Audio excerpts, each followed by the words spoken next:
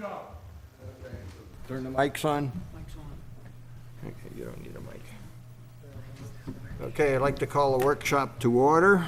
This is April 26th, 2017, and it's on the purpose of discussing the EMS response to the 2 fire districts in the town of Clinton. Please rise and we'll pledge the flag.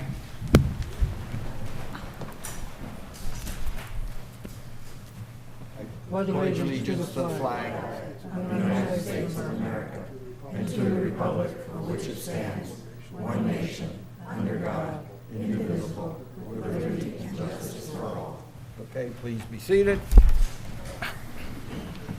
As you're all aware, we're going to have a presentation tonight on the EMS report that was developed for the county. I'm going to read the rules as to how it's going to be conducted. These are the rules under which the workshop will be operated. The purpose is to provide community with information on the EMS services provided by the East and West Fire Districts.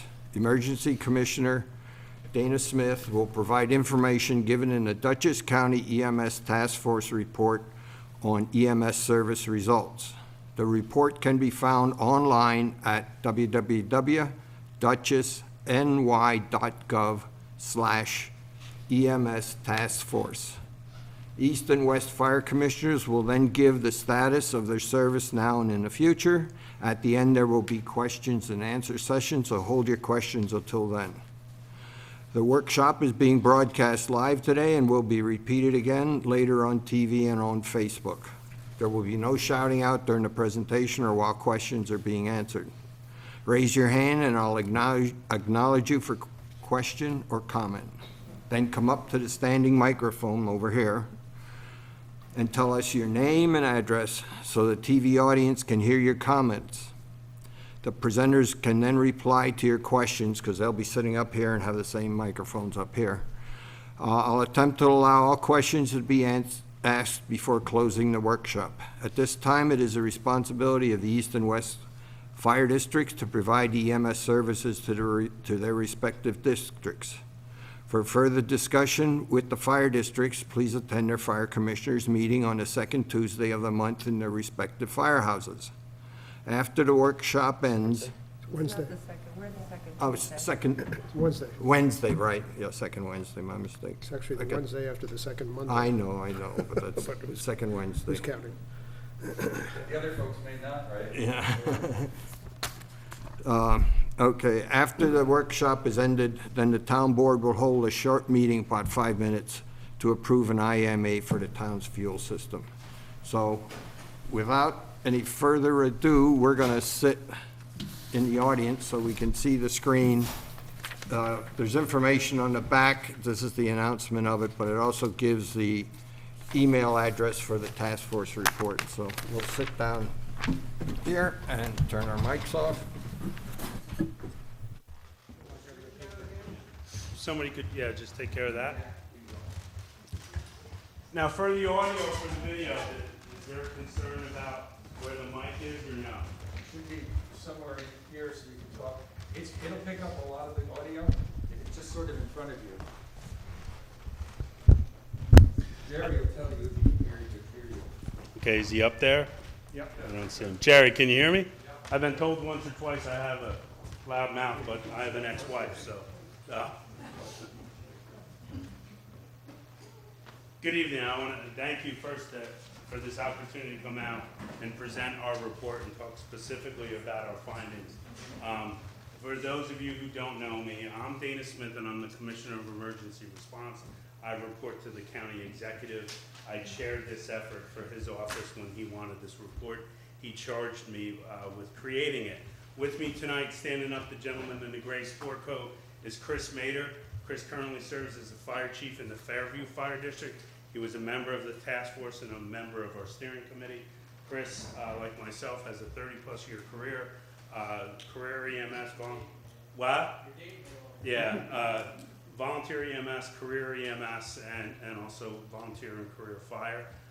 Chris was instrumental in the report. Tonight we're going to kind of team teach this. We have different sections that we'll talk about throughout the night. Chris will wait to the last part, which will be the data that we pulled. Also down in the front on the right is Kathy Tegmeyer. Kathy is the Director of Health Planning and Education and Preparedness, and also the Director of the CDC for the Dutchess County Department of Behavioral and Community Health. Kathy used to be the EMS coordinator in Dutchess County. She used to work in emergency response, long-standing history in healthcare. She's an RN. She has a background in volunteer fire and EMS, commercial EMS, and also 12 years as a flight nurse. So just tonight, there's close to 100 years of experience.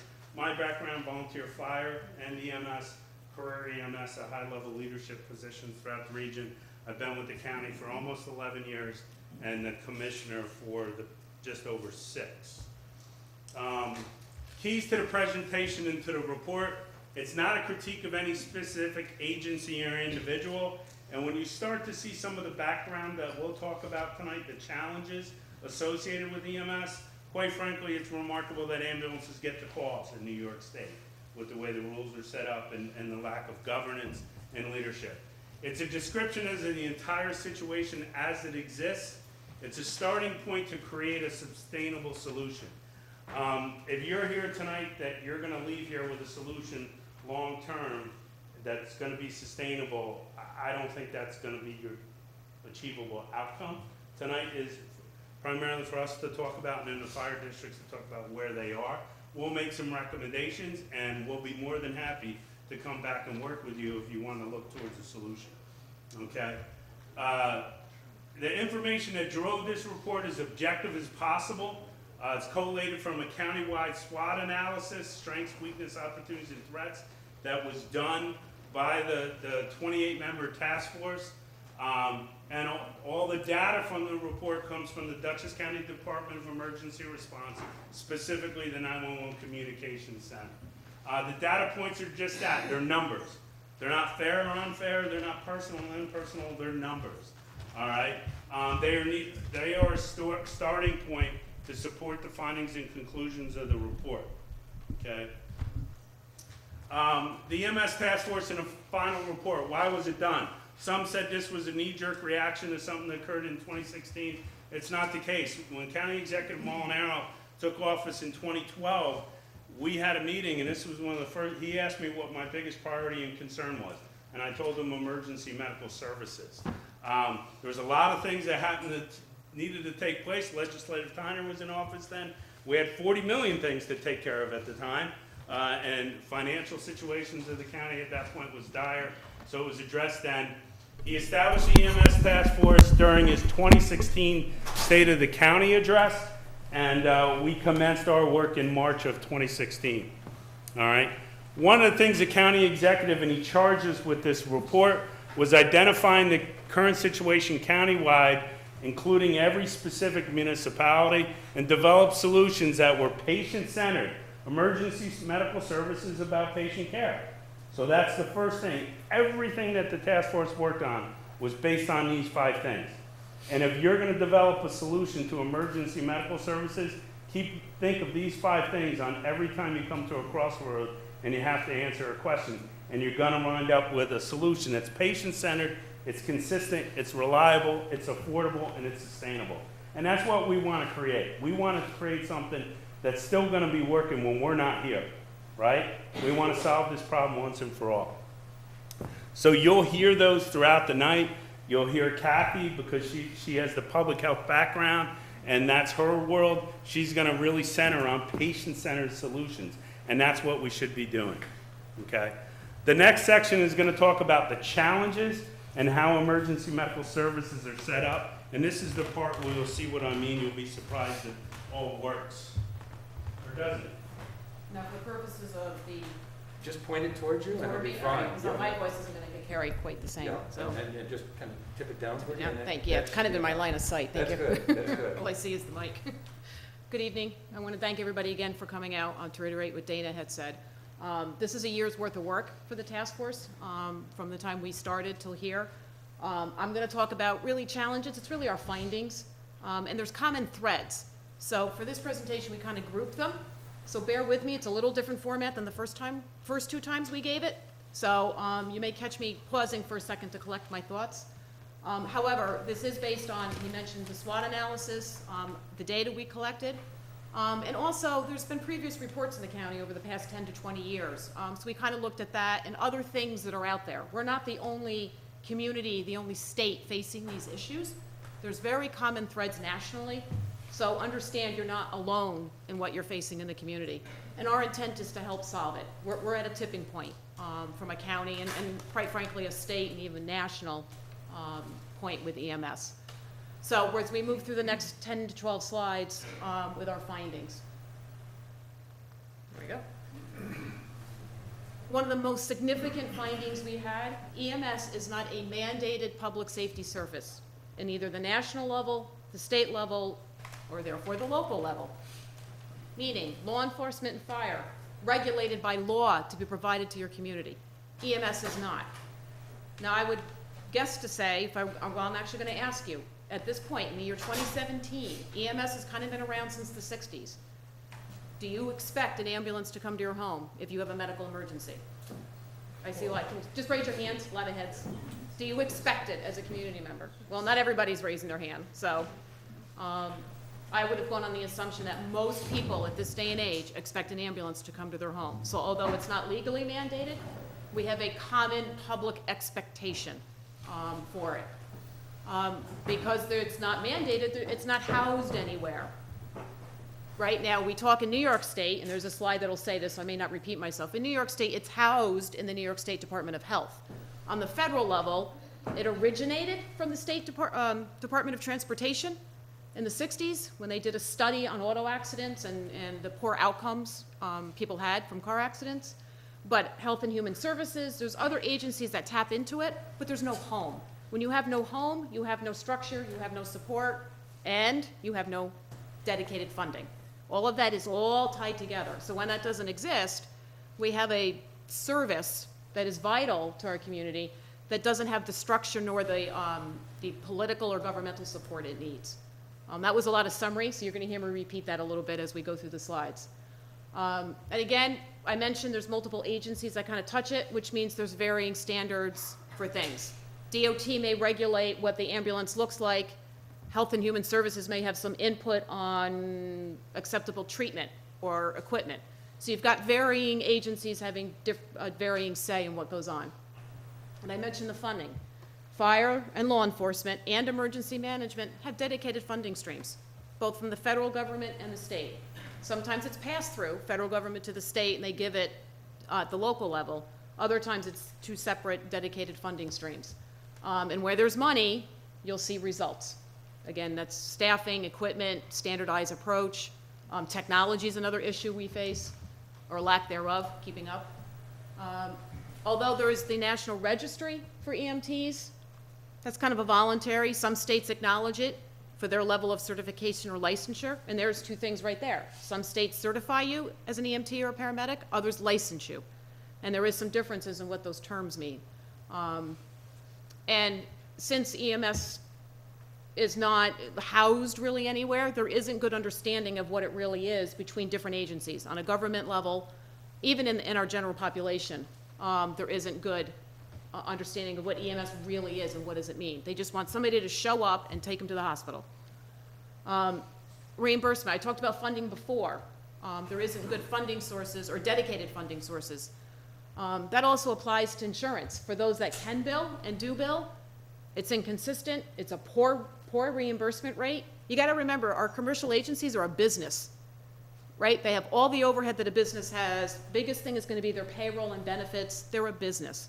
When they don't get good reimbursement and their profit margins are razor thin, they don't have the ability to really have extra, I don't even want to call it fluff, just extra ability to have an extra ambulance there in case we have a mass casualty, or they know as volunteers departments have some issues, they may need to kind of have an extra ambulance available.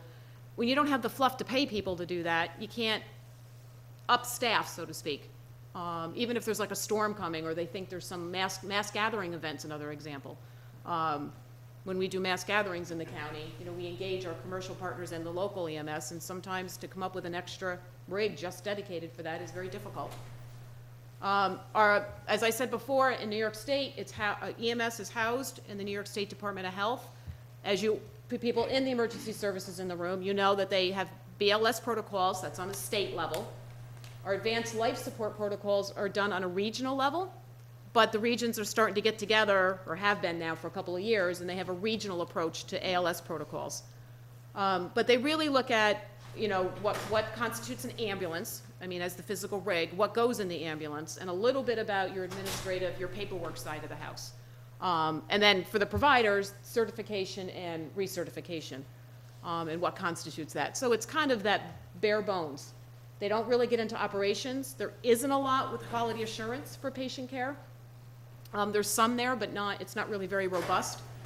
And as I talk about all these challenges, don't forget the 5 attributes that was talked about. That was really a writing theme for us in everything that we did. So keep that in mind as I talk, that all of this doesn't equate to that. Home rule state. As you're probably all aware, New York State's a home rule state, which means everything boils down to the local level. So for fire suppression, right, fire services, that's done at a local level. Now, the fire districts and the town lines may not overlap or may not be, the same. You can decide within that jurisdiction what to do. The state doesn't necessarily come in and dictate every aspect of it to you. And you get to make decisions at your level, right, at the local level. When that happens, you have you can become very isolated. It doesn't encourage collaboration, even really communication between district lines, leading to fragmentation. We have a lot of fragmentation. Things are done differently. There isn't, whether it's fire district leaders, because in Dutchess County, most of the ambulance volunteer services are provided at the fire district level, where the towns have taken it on. It's not like the towns are talking to each other. We're trying to encourage that so that we have less fragmentation, more consistent and equitable coverage across the boards, and you have to communicate with each other to do that. EMS funding on the state level, if I remember correctly, the funding that New York State Bureau of EMS gets under DOH is about the same funding as the Department of Emergency Response's annual budget. That's for the whole state. And think about that for a second. The entire state budget, the Bureau, excluding education, is less than $8 million a year for the Bureau of Emergency Medical Services, and they're responsible for overseeing the entire thing. 62 counties. Sorry, Kath, I just had to reinforce that. All right, we talked about that already. So now, let's get back to the local level a little bit. Our data has shown over the past 5 to 6 years when we looked at it, EMS volume has increased by 17% in the county. You look back 10, 20 years, we're exponentially more than that. EMS volume is growing. Fire calls are actually going down. That means they've done a good job of teaching about fire prevention, right? And our codes for building codes and fire retardant materials and all of that has actually decreased fire calls. But EMS is going to go up. It's going to continue to go up because the demographics in Dutchess County are aging, actually in New York State across the board. We're an aging community. So you're going to actually see call volume go up a bit more. And with the actual New York State population dropping a little, we're not necessarily bringing people to the county. Our volunteer pool is going to go down as well as age out.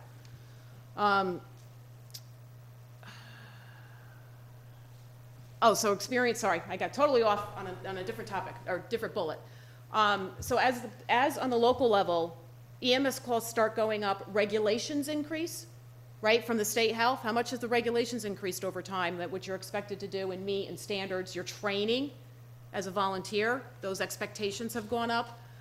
When the decisions, when EMS starts to get more robust, that our leaders aren't necessarily trained in how to operate a medical care, because this is really, again, we're back to patient care. So there's the operational part. It's different than the fire service. So local leaders, both at the municipal side and the fire side, don't necessarily have all the resources at their fingertips to make decisions.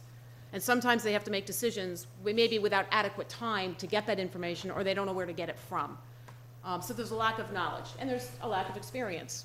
The first time a town supervisor has to go into a contract, they have nothing to work off of, right? They have to create this or hopefully reach out and get information.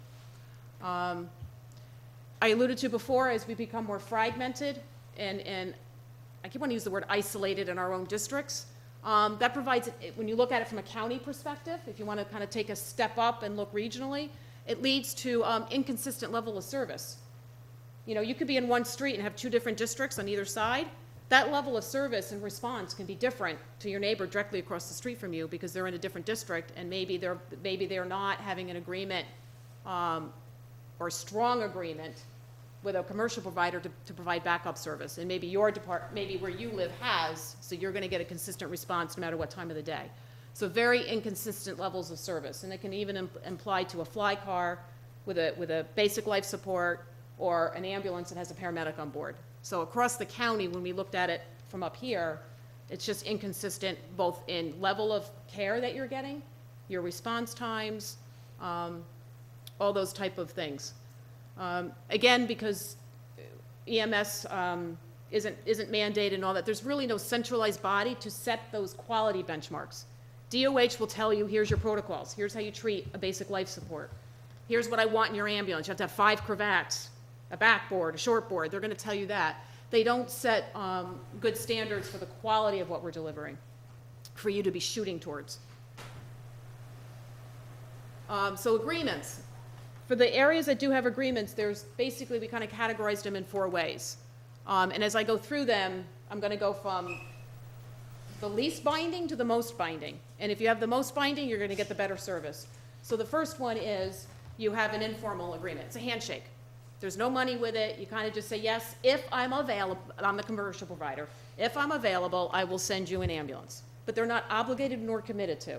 Then you go into, they may have a written agreement, but there's no money with it.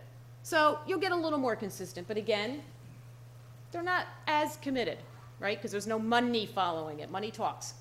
Then you get into formal agreements with less than 24-hour coverage as part of the agreement with money. And the final one is 24-hour, 7-day-a-week coverage with money, and formal, meaning written. With written contracts, you're going to have benchmarks they have to meet. Response times, availability, level of provider, care provider that they're sending. So when they have benchmarks, you're going to get a more consistent delivery, which is better for your community. So obviously, people that have 24/7 written agreement that has some subsidy for the commercial provider, again, remember, they're a business. They have overhead, they have payroll, they have benefits to pay. With that agreement, unless there's something really big going on, you're pretty much going to get what you expect. I talked a little bit about our volunteer pool going down. We're aging out, life challenges and demands on our time. For the younger families, dual income, single parent household, your kids in multiple sports, you're running around. Time commitments to maintain your certification as an EMT or medic, in addition to whatever your department requires for you to remain active. And squad duty, if you do squads. I belong to Roosevelt, and they still do squads, but that's a big chunk of your life. The commercial services are pulling from the same pool the volunteers are. So we're talking about the same pool of people, and sometimes they do both. You have paid people that actually volunteer on their time off as well. And then we have an aging out group. And the other, it's not considered a glorious career, is it?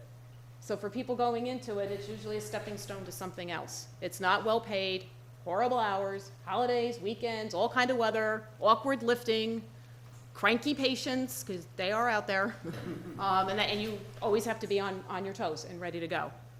It is something you have a passion for, and I know people that do it. I wanted to start off with this caveat. Well, I do mention it later. When we looked at this report, we didn't find evidence that patient care was suffering. We weren't really looking at the actual delivery patient care. When we did our SWOT analysis and other stuff, we know we have good providers that really are vested and very much care about our community and your neighbors. I wanted to say that up front because I don't want them to be overlooked. It's almost a given. And again, I think between the 3 of us speaking tonight, we come from that world. We all started as volunteers. So sometimes I think we forget to acknowledge that because it's ingrained. We grew up with that. So does that make sense? I want to make sure everybody understands. Patient care is good. There are basic protocols, and people have to be certified to ride in the back of the ambulance and treat a patient. So the basic baseline is there. And we want to thank people for that. This isn't about poor patient care. It's more operational, all right, how we do it. I already alluded to the 24/7, all volunteer-based, strictly volunteer-based, we're at a tipping point in the county. And that's what our data showed going into this. So our initiative in the county, let's try to collectively come around this and try to solve it. This is not going to happen, our solution isn't going to happen overnight. It's going to take time, it's going to take these presentations. We're going to go into some of the recommendations in a little while, but we're trying to gather that support and get our community to have a voice of what they want and what they think EMS should be, what they want to see. Mutual aid. Most in the county, if not all, volunteer agencies have some sort of pre-planned mutual aid. That means it's really not mutual aid at that point, right? Mutual aid is when you are beyond your capacity to respond operationally. That's when you call mutual aid. To already have it in place and planned, and it's like a daily occurrence, that's beyond mutual aid. That you're beyond your capabilities on a daily basis. And I already kind of mentioned the limited professional value. Society doesn't view this as, an NFL football player gets paid, right? Or movie stars get paid. It's low paying, honestly low respect. And the public just doesn't have a good awareness about it. So that's part of what we need to do. We have to raise the awareness of the public and our government officials, because we have to affect policy change and get that political influence going. So we have to educate about what it is we do and why it's so important. People's lives depend on a timely response. And not just response, but a trained professional there with the proper equipment. So all of that put together, like I alluded to a minute ago, we don't have policy influence. We don't have the ear of the politicians. Technology. For everything I've kind of already mentioned, especially the funding part of it, we're not using advances in technology. Just think about trying to get EPCRs everywhere. That alone is a significant challenge. Forget talking about new technologies such as telemedicine or ultrasound, for the medics in the house, ultrasound guided IV starts, having some assistance. EPCR is electronic patient care record. So in the state, as you all know, you would write out on a form. Now there is the electronic component, but you need to have the infrastructure for that, meaning you need tablets, you need connectivity, and the timeliness in getting all of that done, because the hospital will need your record too. It's not as simple as writing the PCR and kind of leaving it in the ED. You have to get it all in so it gets downloaded, or uploaded, it would be uploaded. So some of the technology, I mentioned telemedicine. If everybody had those tablets, they needed to consult, they could do that visually, not just by calling on the phone and hoping your cell phone service works. Outcomes, there isn't good connection, as good as it could be, between EMS and the healthcare system.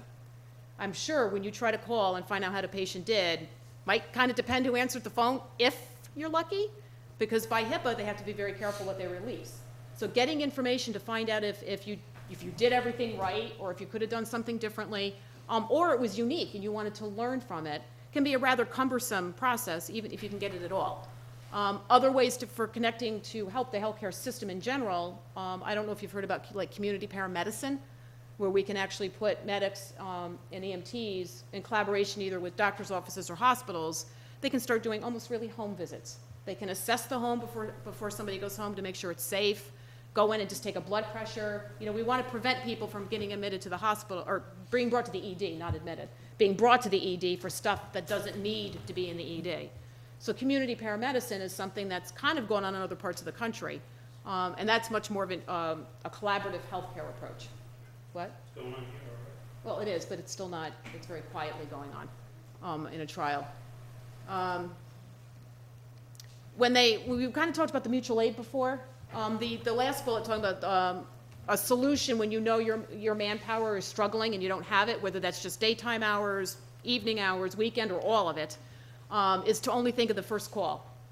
It doesn't solve when you get 2 calls in your district, or what happens to your neighboring district when they get their first call and now they're coming to you under mutual aid. All right, so it's, again, we're trying to think of our neighbors and think from the bigger picture, how do we all work together to meet the entire county's needs. I mentioned this already. Again, more calls, less responders, not a good formula.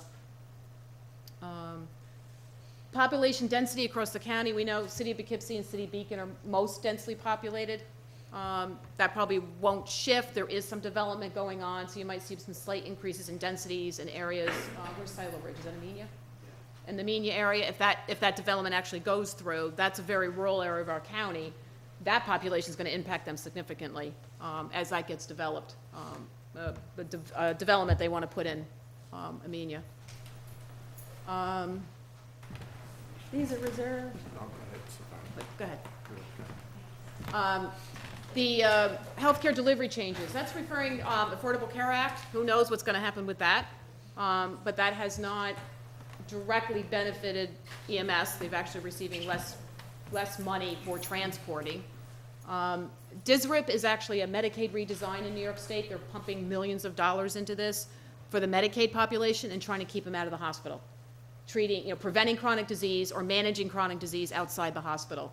And then just any change in regulations, so that it's always, healthcare, as you know, is always a volatile topic, and it's constantly going to be changing.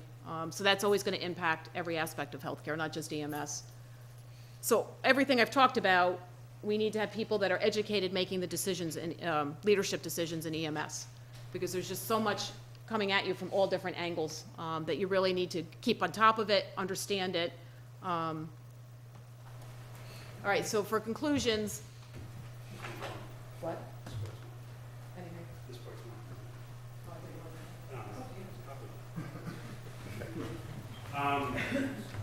to reemphasize, when Kathy talked about the fragmentation and the different levels of service, in some communities in Dutchess County, if you have chest pain at 10 minutes to 5 on a Monday, you can guarantee the response. At 5:01 p.m., there's no guarantee. And when Kathy talked about the different levels of commitment, and when we get into this a little bit more, we'll talk specifically the level of commitment that you have from backup here in the town of Clinton. You don't know what you're going to get, and that's one of our concerns. And where communities put that on paper, and there's an opportunity for accountability, that's what comes with a contract, that accountability. Right now, right in the town of Clinton, with both fire districts, you have a handshake agreement with NDP, Northern Dutchess Paramedics. And Kathy talked about it. They don't have the resources to have ambulances just sitting around. I did that job for 21 years. An empty ambulance not doing a call is costing me money. It's not generating revenue. So I needed to be doing work. So I don't have the resources to send an ambulance to a community that may or may not have a call today. From personal experience, a paramedic unit that's not getting subsidized needs to see 2,200 calls a year before it starts to make a profit. 2,200 calls, you're not going to generate it. We have one community in this county that can do that. That's the city of Poughkeepsie. They generate over 7,000 EMS calls a year. They have 3 paramedic units 24 hours a day dedicated to the city. They also benefit, city's not very big. They also have 2 hospitals within it, or one's right on the line. So they can generate that type of revenue. For smaller communities that are more dispersed and don't have the call volume, that they're going to have to do something to support their next backup. But time of day, day of week should not impact, in my opinion, as a resident, the care that I get. And we have communities like that, and we're going to work together to try to address that. Chris and I joked, knowing Part 800, that's the public health law that covers EMS. Kathy, it's 12 crevettes, not 5. But that's what it addresses. It doesn't address quality and standards. If in West Clinton you're comfortable with an ambulance getting there in 20 minutes, that's the standard. In East Clinton, if you want it in 8, that's the standard. And both of them, guess what, are okay. Because there is nothing that addresses the quality. Anybody here that's familiar with Part 800 of the public health law, those are the rules and standards that cover EMS. And Kathy and Chris and I are, there's some other faces that are in the room. It's all administrative and pieces of equipment. How many emesis basins do you have? Do you have this splint, that splint, those type of things? Doesn't address, and there's no guidance for the local leader to how to run their organization operationally and what a quality standard looks like. That's what the task force report and the conclusions we're going to talk about and some of our suggestions. And then going forward, we'll talk about what we can do to help with that. Going back to the 5 things that we all mentioned, consistent, reliable, affordable, sustainable, number 1, patient-centered. Kathy mentioned this. The care, once it's provided, is excellent, all right? We need a better way to track it, and that's where electronics and more healthcare integration will help with that. All the regulatory deficiencies have a profound negative impact, all mentioned in the challenges. And in organizations, sometimes we have the wrong people in the wrong place for the wrong reason. You know, we've lost ambulance services in Dutchess County because of paperwork. That doesn't make any sense to me. You know, and it's year after year, and going back, we lost one last year, and I remember the chief was upset with me because he didn't know about this. I was EMS coordinator in 2008 and 2009. Kathy was in 10, 11, and 12. It was a problem for that organization at least the 5 years we were in that role. And it's paperwork. It's a rule that you have to follow, and it wasn't followed. So that's a concern. Limited or no collaboration between agencies across district lines. It doesn't exist. There's been attempts at it, and for different reasons, those things fall apart. When you start to share and collaborate, right, traditionally, sometimes it's unfair. Sometimes somebody pays more and gets less, or pays less and gets more. Those, you know, pride gets in the way, and then those things fall apart, and we've seen that multiple times in the county. Diminishing volunteer capacity. And it's not that people don't want to volunteer. I have a 12-year-old and a 15-year-old. My 12-year-old daughter plays travel soccer 10 months a year, travel basketball 11. She's in 2 plays a year and goes to school. My 15-year-old is in Amenia finishing up a baseball game right now. So you can imagine, and all of us are in the same boat. And our call volume increases. If I got to get up and get on a train and go to Manhattan in the morning, am I going to be able to stay up and do 2 EMS calls on the overnight and then get on that train? Or go run my kids all over the place and skip doing that and go to training tonight? You know, that's some of the challenges. That also impacts the commercial ambulance services, the lack of volunteers. I used to work for a large one, and out of the 7 administrators at the time, 6 of them, myself included, started in the volunteer ranks. You know, that when their hiring pool, which is the volunteers, gets less and less, they're going to be met with struggles and more. We're seeing that. Increased demand and unique challenges. The Affordable Care impact is impacting them, the Affordable Care Act, because more patients in New York State have Medicaid. If you're not aware, Medicaid is the worst payer for health care in the state of New York. And those numbers have gone down. They were fortunate this year. They got a 1-cent increase.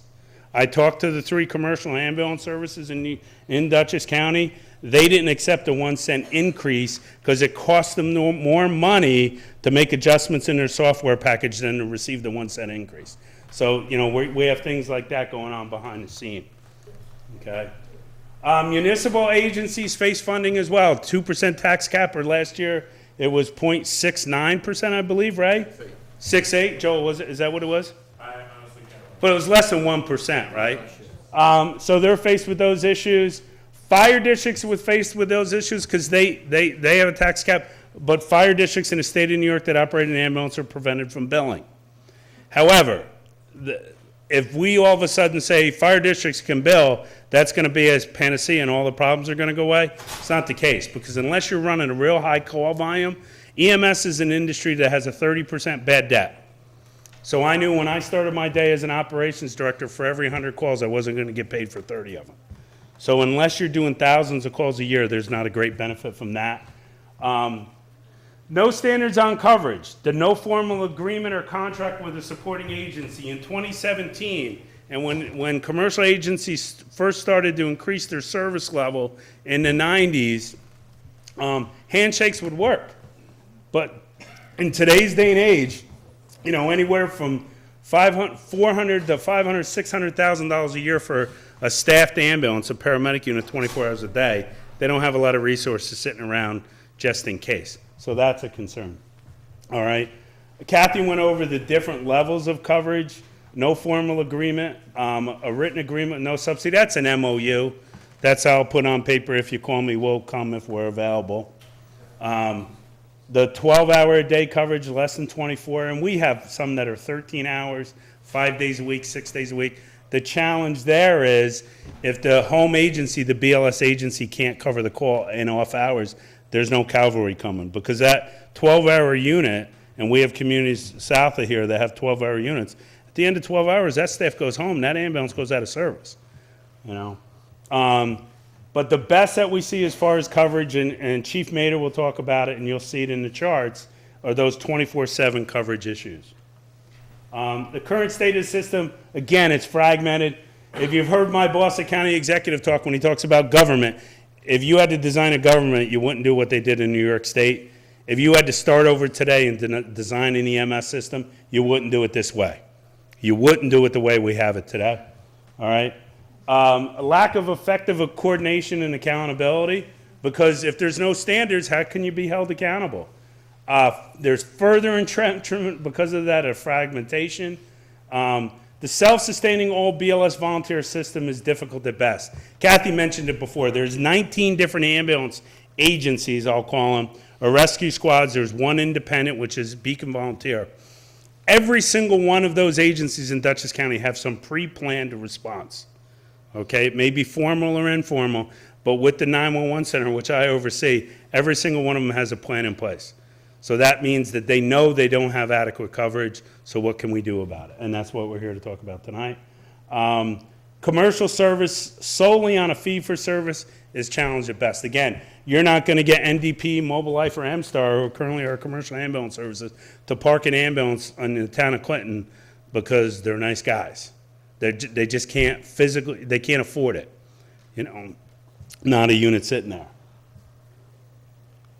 Oh, Kathy, I did mess this up. You want to do this part, or you want me to keep going? Sorry. What did we recommend right away? The task force made recommendations that were immediate, intermediate, and then long-term. One of the things that's already in place, because everybody said, well, there's not enough training. The amount of training that's offered not only in Dutchess County, but right across the river in Ulster, and in Orange and in Putnam, is overwhelming. There's training almost every single day. There wasn't one site to find out about it. So one of the steering committee members is Dave Violante from Arlington. He happens to be the chair of the training committee for the Hudson Valley Regional EMS Council. So he developed with them a dedicated website that if we're putting on a training in Dutchess County, we can share it with that website. If I'm an EMT in Clinton, I can go to that website and say, hey, this class is here tonight. I need that class. Let me go there and take that class. So that's already underway. That was begun, Kathy, last year? The website, I think? Yeah, late fall. And that's been successful, and that's going well. So that's really not the issue. Ongoing continuing education, if you do training-based recertification, if you're not aware, an EMT has to recertify every 3 years in the state of New York. You can do training-based education, and right now the standard between the subject, 24 to 30 hours a year you have to do. That's on top of everything else over that 3-year cycle. So that's the first thing. The next step we were going to do is conduct public and emergency service forums. We did 2 emergency service forums. This is our first public presentation. We're reporting the findings to the public, receive feedback and input from the end users, which we hope tonight, and gauge support for the recommended solutions. We're going to do, we can, and we'll offer this, political and public safety and public education. I did this job for 21 years, ran a large EMS service. It's hard work. It took all my experience in education and all my time, energy, and effort, and several people that I worked with. So if you don't have that background, it's very difficult to make real great decisions. We can do face-to-face training and provide guidance to local leaders with a history of EMS, the structure, the governing structure, laws and regulations, including CON means Certificate of Need, and that's the process you need to get a permit to operate an ambulance in the state of New York. If we mention something that you don't understand, because all of us suffer from this condition called TLA, it's 3-letter acronyms. So if there's something we mention along the way that doesn't make sense to you, please call out on that. And we could talk about the major concepts and delivery of a high-quality EMS service and the different models that are out there. Again, the key components of a quality EMS provision, the challenges that exist today and are likely to continue, opportunities of collaboration and shared services. The town board should know about opportunities of shared service grant agreement. I think you've taken advantage of that before. The grant program through the county. Emergency medical services is one of the things that program is looking to address this year. and there are opportunities for funding to help support what it takes to develop a system in your county. If you need to hire somebody from in your municipality to hire a legal support or whatever, those funds are out there. The group will assist you with RFP and contract development. RFP, request for proposal. In the town of Amenia, they did a contract effective January 1st this year. Myself and staff from our office we went up there about 8 times and helped them develop an RFP, helped them develop a contract to make sure they were protected. We have people that have a lot of experience in it. And if you don't, you're going to be in trouble. I'll be honest with you. When I used to work in a commercial ambulance service world and I came to speak to a town board, no disrespect, I was the most knowledgeable person in the room on EMS. That put me at an advantage and you at a disadvantage. Not saying the folks are bad people. They're great people that do this job in Dutchess County or 3 commercial ambulance services. But you're not an informed consumer, and we can help with that. And there's a lot of nuances and tricky things. We can also discuss different funding models. There's great examples of that already existing in Dutchess County, whether it's through the fire service, the municipality, their general fund, a specific ambulance taxing district, those type of things. We have different examples of it. We have communities in Dutchess County that, per the property parcel, they pay $3 a year for their ambulance service. They have a high call volume, it's a small, densely populated area, and more than 50% of the people who get brought by ambulance to the hospital are not from that district. Those folks pay full boat, but if you live in that community and you get transported to the hospital by a commercial ambulance service, it costs you $3. That's the cheapest version that we have in the county. But again, 50% of their call volume is from people outside the area. The area, if you're wondering, it's in the town of Poughkeepsie. It's called the New Hamburg Ambulance District. It's the southern end. Most of the calls are in the Galleria or on Route 9. So those people's insurance in their pocket pays the full boat. But if you're a resident in that district, your insurance pays what it can pay and you have no out-of-pocket expense. So that's an example of some of the different ways it could be funded. There's a bunch of different ones that the group could talk to you about, okay? Later this year, we will establish a Citizens Advisory Committee for EMS. Later this year, first and next. The reason why, and this was a recommendation of the task force members to develop this. If you're not familiar, when 911 was developed in Dutchess County, then County Executive Steinhaus established in the legislature a Citizens Advisory Committee for EMS. They set all the standards for EMS. The way we set it up in the 90s is the way everybody wants to set up now. The government, state government is pushing for it that way. We were a model then, we're still a model today. So we'll develop something similar like this, the Citizens Advisory Committee for EMS. One goal of the committee is to identify the community and providers' expectation for the delivery of EMS. Kathy asked the question in the very beginning, who here expects an ambulance to come when you request it? Not everybody in the room raised their hand. I found that telling. You know, maybe you think you should get to the hospital on your own. I don't know.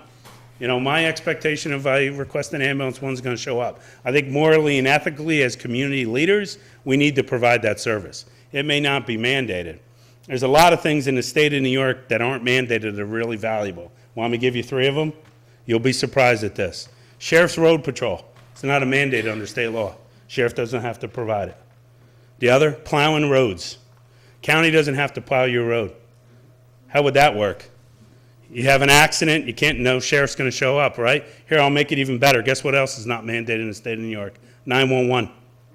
County doesn't have to provide it. So if you get hurt or sick in your car accident, I don't know what to tell you, all right? So there's 3 examples of mandated service that if we got rid of, I think everybody is ludicrous. Same thing with emergency medical services. If we got rid of it and didn't provide it, morally and ethically, I think we would be challenged as a community. All right, so continue to provide this guidance and education, identify models for improvement for the provision, provide recommendations to local and county leaders for the most appropriate method for their community or the neighboring community. One of the last recommendations of the authority, and this is not being done anywhere in New York State, is the consideration of an emergency service authority. Now, this is not a county entity. It's a quasi-governmental entity. It's autonomous. Think water and wastewater. right? The Dutchess County Water and Wastewater Authority, it operates, has its own board of directors, its own career professional staff that provide this service throughout the county. It would, again, be autonomous under an act of the Dutchess County Legislature first, and then ultimately the state. To create the authority is what's called a special act. Did I get that right, John? Okay. Oh, John, it is John again, right? I forget. If you're not aware, from one of the participants throughout the entire process is Assembly Person Dee Dee Barrett. Sue Serino and her office participated in every meeting, and representing Dee Dee's office tonight, this is John. He's been to all of our meetings, all of our public presentations to date. Her office and Senator Serino's office are very interested in working with us and identify the challenges in emergency medical services and ultimately to an authority. I personally want to thank them for that. But the Emergency Service Authority is the ultimate thing that the EMS task force thinks will work. But in order that's sustainable. In order for that to work, the community has to agree to it, and that's what they want. All right, this is a home rule issue. As it exists today, Dutchess County, Dana Smith, Mark Molinaro, Joel Tyner, nobody at the county level has the authority to step in, Legislator Tyner, that has the authority to step in and say, we're going to solve this problem. We don't have that authority today as it exists. So I want to make that clear. All right, it would have a board of directors, a governor's board, executive board, and employees, who are competent and capable and have the experience and the education to do this type of thing. Yeah, and one of the reasons why the group thought of it, as an elected official, one of the most challenging things to deal with is water and wastewater, right? Because it's very complex. It's a complicated issue to deal with, lots of regulation. It's very expensive to have to deal with, right? And if something goes wrong, people get sick and die. Emergency medical services, we said it's pretty complex. It's challenging, right? It's expensive to run, and if something goes wrong, people get sick or die. Very similar, so that's where that came from, all right? Long-term, it would be to establish adequate funding through revenue and through tax base. Going forward, it will provide education and information to the stakeholders.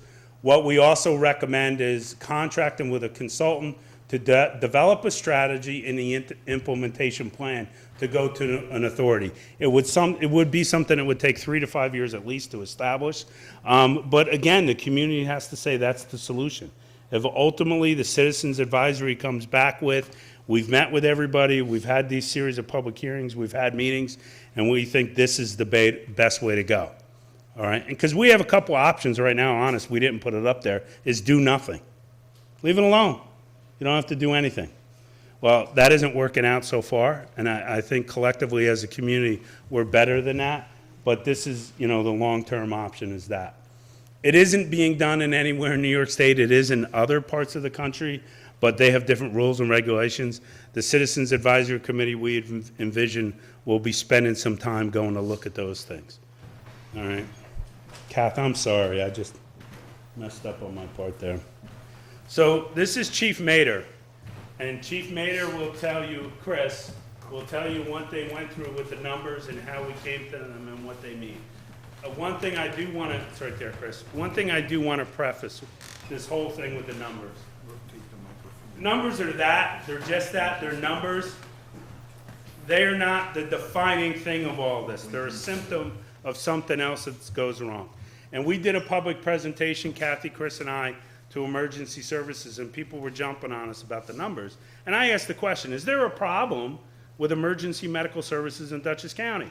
And everybody agreed, yes, they were. I go, well, then how would it be if these numbers were perfect? Would you believe them?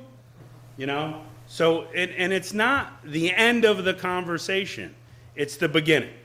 And that's what I really want to emphasize with the numbers. And specifically when we get to the numbers for the 2 districts here. That's where the conversation piece.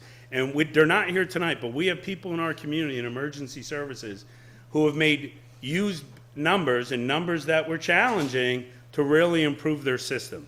And things got really, really well, and they have a good quality EMS service in their community. And they use numbers that were pretty negative to get to that point. And one of the questions I asked some of the emergency services, and you guys were there, you heard me. Do you believe your community is doing everything to support you?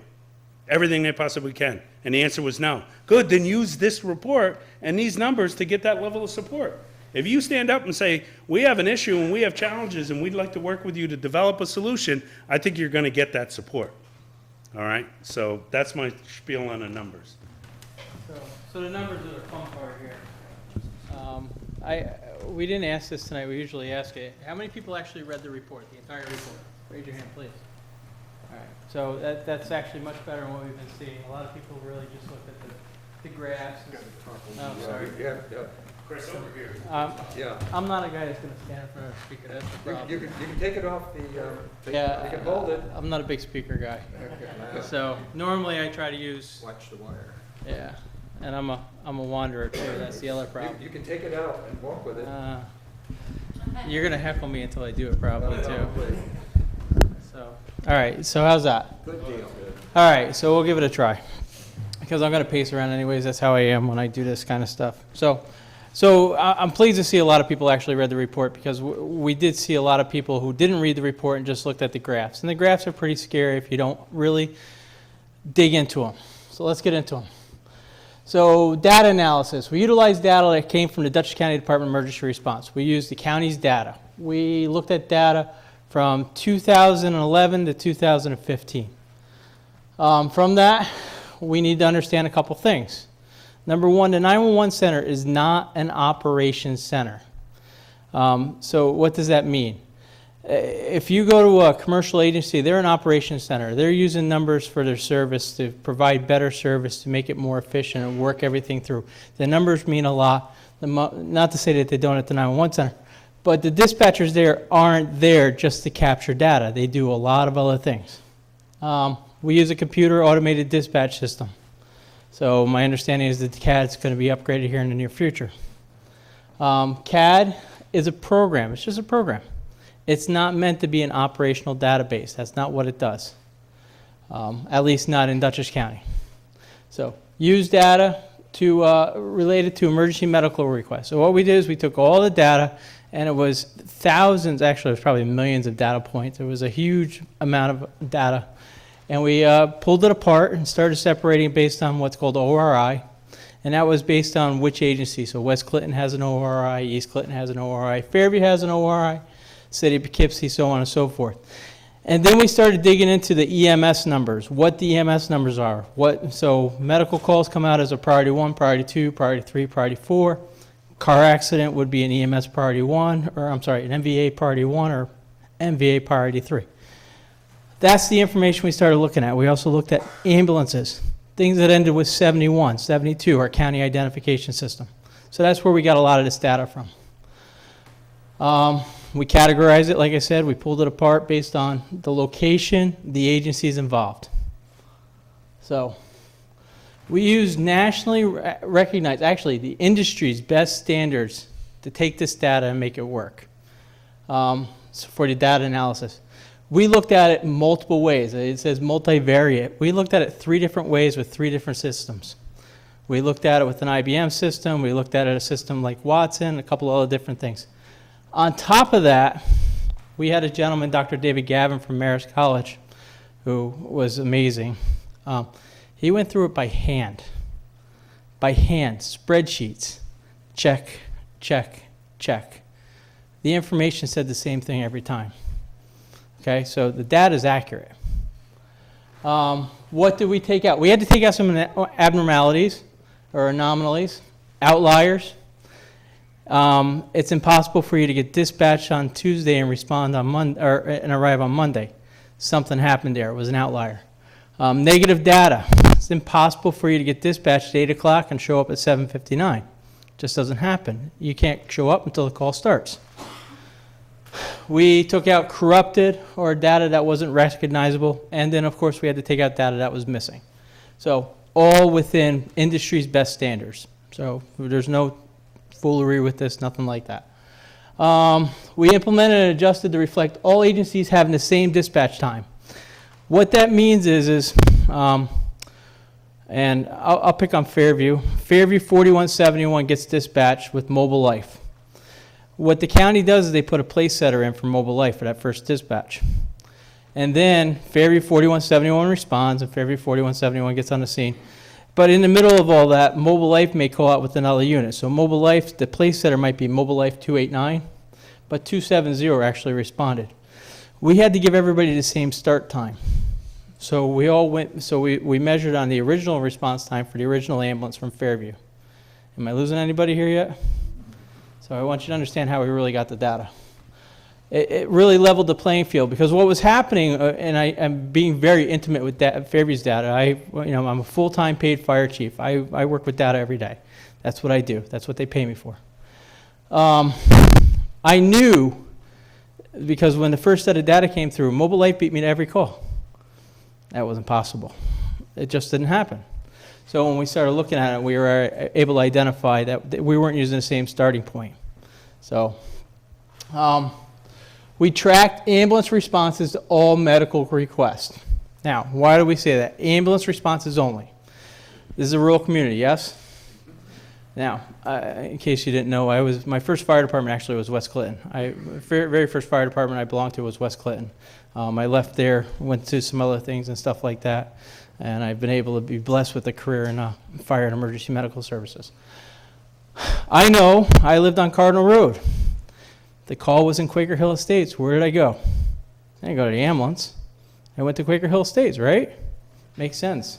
The ambulance usually showed up. We got there. We got the job done. We can't measure that. I can't measure when John Q. Volunteer from West Clinton gets on the scene. We weren't capable. That's not a capability for us to measure. It's not there. So just because the ambulance may not have gotten off the floor, and one of the agencies that we dealt with previously was Milan.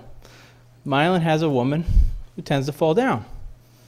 They would go, they'd pick her up, put her in bed, and go into her, terminate the call. The ambulance never responded. And I'll tell you why that plays into things later. It's not just because the ambulance didn't, it's not always, what you as the EMS and fire leaders in a room have to be able to tell what your service is doing and explain it. Because a lot of it you can probably explain. So when we get to the numbers, I'll show you what I have to explain with Fairview. Data shows home agency, major mutual aid agencies per call based on ORI. All right, and the major mutual aid agency really was the commercials. We didn't count this as mutual aid calls. So if East Clinton went into West Clinton or vice versa, we didn't count it. Okay, we're worrying about home-based stuff. We looked at dispatch time. When Dutchess 911 hits the tones, Dutchess 911 to whoever, please respond to. We looked at en route. 7171's responding, 3871's responding. At the scene and then in service. 38.7 or 38.8, right? Wasn't there 38.8 years ago? Yes? A few years ago, I'm dating myself. 38.8 on the scene. We didn't measure that. I mean, it wasn't in this data set, but do you see where I'm going? Because it wasn't an ambulance. So, inability to respond essentially is this. It's when an available resource did not respond. What's that mean? Available resource means the ambulance is in service. There's some agencies that have really good ITRs. Well, they have really good ITRs because when they know they don't have a volunteer crew to staff the ambulance, they take it off shift. It doesn't get counted. Does that make sense? So, units on current assignments or off shift are excluded. Excluded. So, Fairview is going to get banged here in a little bit, and I'll show you where this plays into things here. Chris, just stop on it once I can re-emphasize that. So if your ambulance is on a call already, it's not, and another call comes in, it's not going to count as an ITR. And the reason being is the way the 911 CAD works, if 4171, that's one of Chris's ambulances. Oh, that's probably a bad example Well, because I got two ambulances. Closer to the mic. all right. The CAD is going to make a recommendation for the next unit to respond. So if a unit is out of service for mechanical reasons, it's out of service because it's on another call, whatever case may be that takes it out of service, the CAD won't recognize it. If the CAD doesn't recognize it, it's not included in these numbers. So, but what it does include, and this impacts your numbers as well, If you have an ambulance assigned to a fire assignment, a chimney fire, a structure fire, a car fire, someone in that agency has deemed that we need an ambulance on this assignment. So we looked at that and said, we're going to count it. So it may be a chimney fire that you get to, and as a chief officer, clear it quick and say, cancel my equipment. It's still going to show up as an ITR because someone determined, usually the chief of the department, that he or she wanted an ambulance to respond to that call. So that'll increase some of the numbers. There was one other point I want to stress, but that's all right. So, yeah, exactly. So the reason why Fairview's a bad example is I have 2 ambulances. So if one ambulance was out on a call, the second ambulance is going to get tagged there. So that's why Fairview's bad. But a good example would be Roosevelt. I know they do a lot of back-to-back calls. They're on a call. They're not going to get tagged for an ITR for that second call. It's just not going to happen. So, totals do not include data from mutual aid. We already talked about that. Graphs. A lot of people looked at these graphs and wanted to add them together and make them whole. They're exclusive from each other. They're not the same. They're not meant to be added together. So, and the ITR is not the difference between response and the at-scene count. So you're just going to see that in the different graphs. So, you ready? All right. East Clinton. So 2011, this is response time. How long it took you to get to the scene, how long it took you to get in service. Why do we measure getting in service? We wanted to identify that the volunteers, a lot of times when you have a long travel, some agencies take over an hour to turn a call around. Little old Fairview, where the ambulance is in the middle of the district, 35 minutes from the time I'm dispatched, on the scene, in the ambulance, en route to the hospital, in service. Okay, that's an actual call. So, and that's my average. But it's nice to have the hospital in Fairview. There's no hospital out here. So, and then we have average, so that 28-minute in service time, 14-minute. Now, some of this could be your patient's ALS. He gets transported on the ALS ambulance. Yes, we do that. That's an operational. So that's something else that can factor into that. So. ITRs can also impact it as well. Yes. If you don't respond and the call is handled by someone else, your agency's going to be put back in service on that call. Correct, and that's going to count into the average as well. So East Clinton Fire District, we're looking at scenes, we're looking at in service, we're looking at ITR. So this is a call. So for every dispatch that you get sent to, you're going to be called in service. So this is what you're talking about for EMS numbers. This is probably close to what you ran in 2011, 12, 13.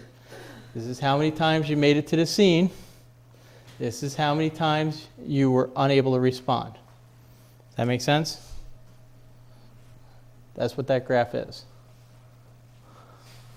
NDP, dispatched, in service. Now, do we cancel NDP at times? Yeah, right?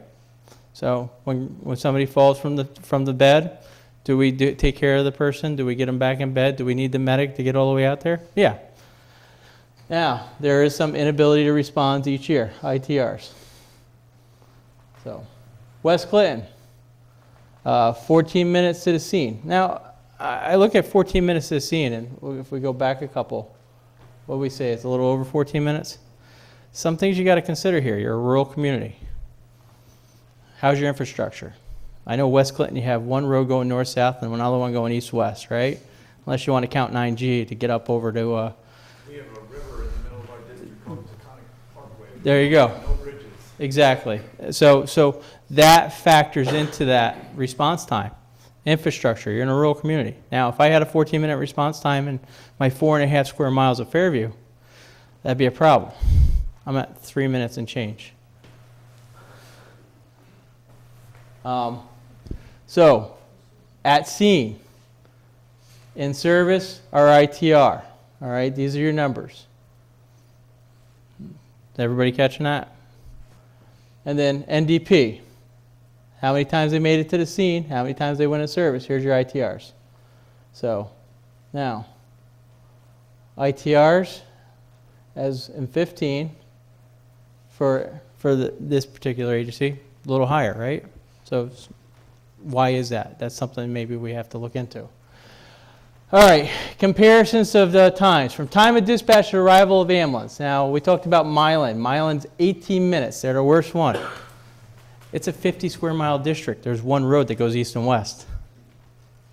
Some people looked at it and says, oh my God, they got an 18-minute response time. And I'm saying, oh my God, they have an 18-minute response time. That's great. That's what we all said to me. We're like, wow. So I was impressed with that. It's a rural community that's just got one road that can go east and west. So that's something to talk about. Now, Fairview, 424. Let's go with some of the other ones here. Arlington, AR, 5 minutes, 7 seconds. Bigger district, I think they're 33 square miles, something like that. So you got to look at those things. How long it took somebody to turn a call over? Arlington, it took them 45 minutes. Where's Fairview? 39 minutes. So, Pauling, an hour and 18 minutes. So the gentleman from Pauling, was he the supervisor? Dave Kelly, he was on the thing, and we were talking about this. And I says, you have one ambulance in your community, and it's going to take you an hour and 18 minutes to turn a call around. I says, is that good enough for your community? We were just bantering, so I wasn't being accusatory. And then we got to the next one, and his ITR was 4%. And he said, I says, all right, it looks like it's good enough. Are you going to put a second ambulance on for 4%? No. 50% maybe? Yeah. So you got to look at all the graphs together is what I'm getting at here. So time of dispatch to arrival. Where's East Clinton? EC, right? Right here. All right. 14 minutes. We already talked about that. What's your turnaround time?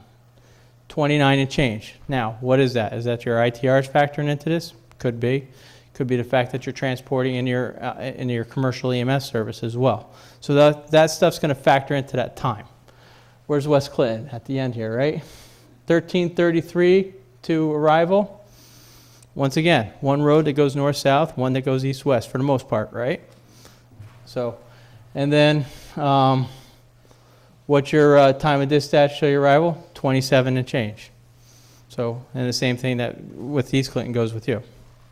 Now, count of ambulance being dispatched. This is just a number. This is the count. Arlington, 22, almost 23,000 calls in a 5-year period. Fairview, 5540. Where's East Clinton? East Clinton is 985. West Clinton, 839. So just under 2,000 calls between the two agencies, right? Sorry. Count of ambulance arriving at the scene. When you start looking at this, now, what do we have? Where's East Clinton? 328 times. So 328 out of that 965. It's about where your ITR is, yes? So ITR is a percentage. Here we are. Up here, I'm sorry. So 74%. Where's East Clinton? 61%. And that's where, so you understand how we got to where we're at. ITR is the count of alarms. 584, and 621.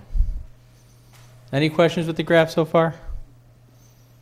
Like I said, we looked at them 3 different ways through 3 different computers, and one guy went through every sheet of paper by hand, which we told him not to do multiple times, and he did it anyways. Chris, can you just go back one? Yeah. Go back to that last slide.